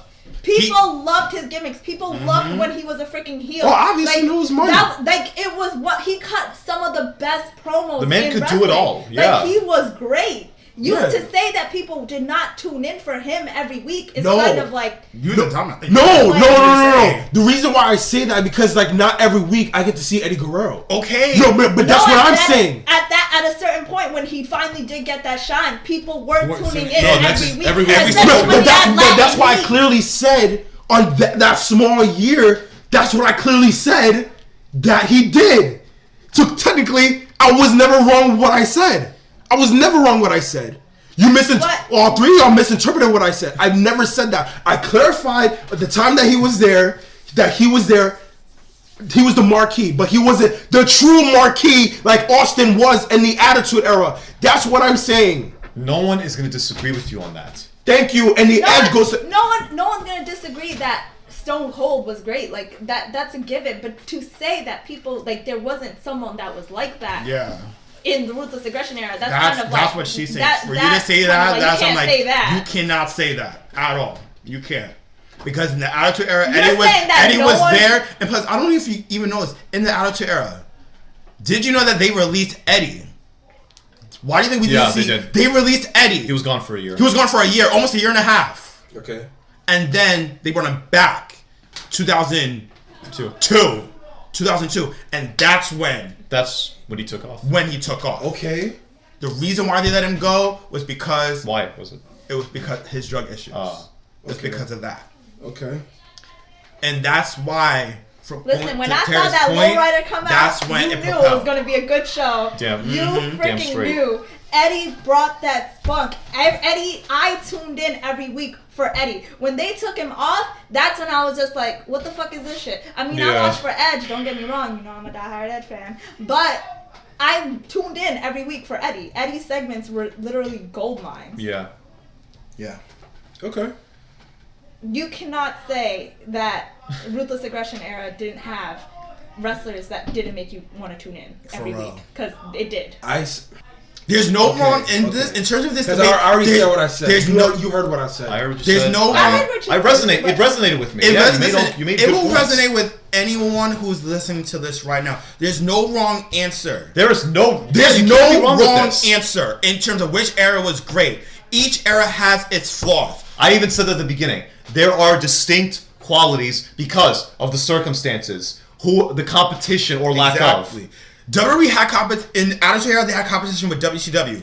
In Ruthless Aggression Era, they had competition within themselves. Which is why they failed. In which they failed. That was a negative towards looking at it from now. They failed. Like they failed. But in terms of Ruthless Aggression Era and Attitude Era, they were both great. No era is perfect. Oh my god, look at the runtime of this show. Well, we're going to end it there. Thank you guys for watching episode 10 of the podcast. Hope you guys enjoyed our little debate there, as civilized as we can make it be. Because I'm sure everyone's got differing opinions as we do as well. Be well, stay safe, have a good one, guys. Peace out, Girl Scouts. Later.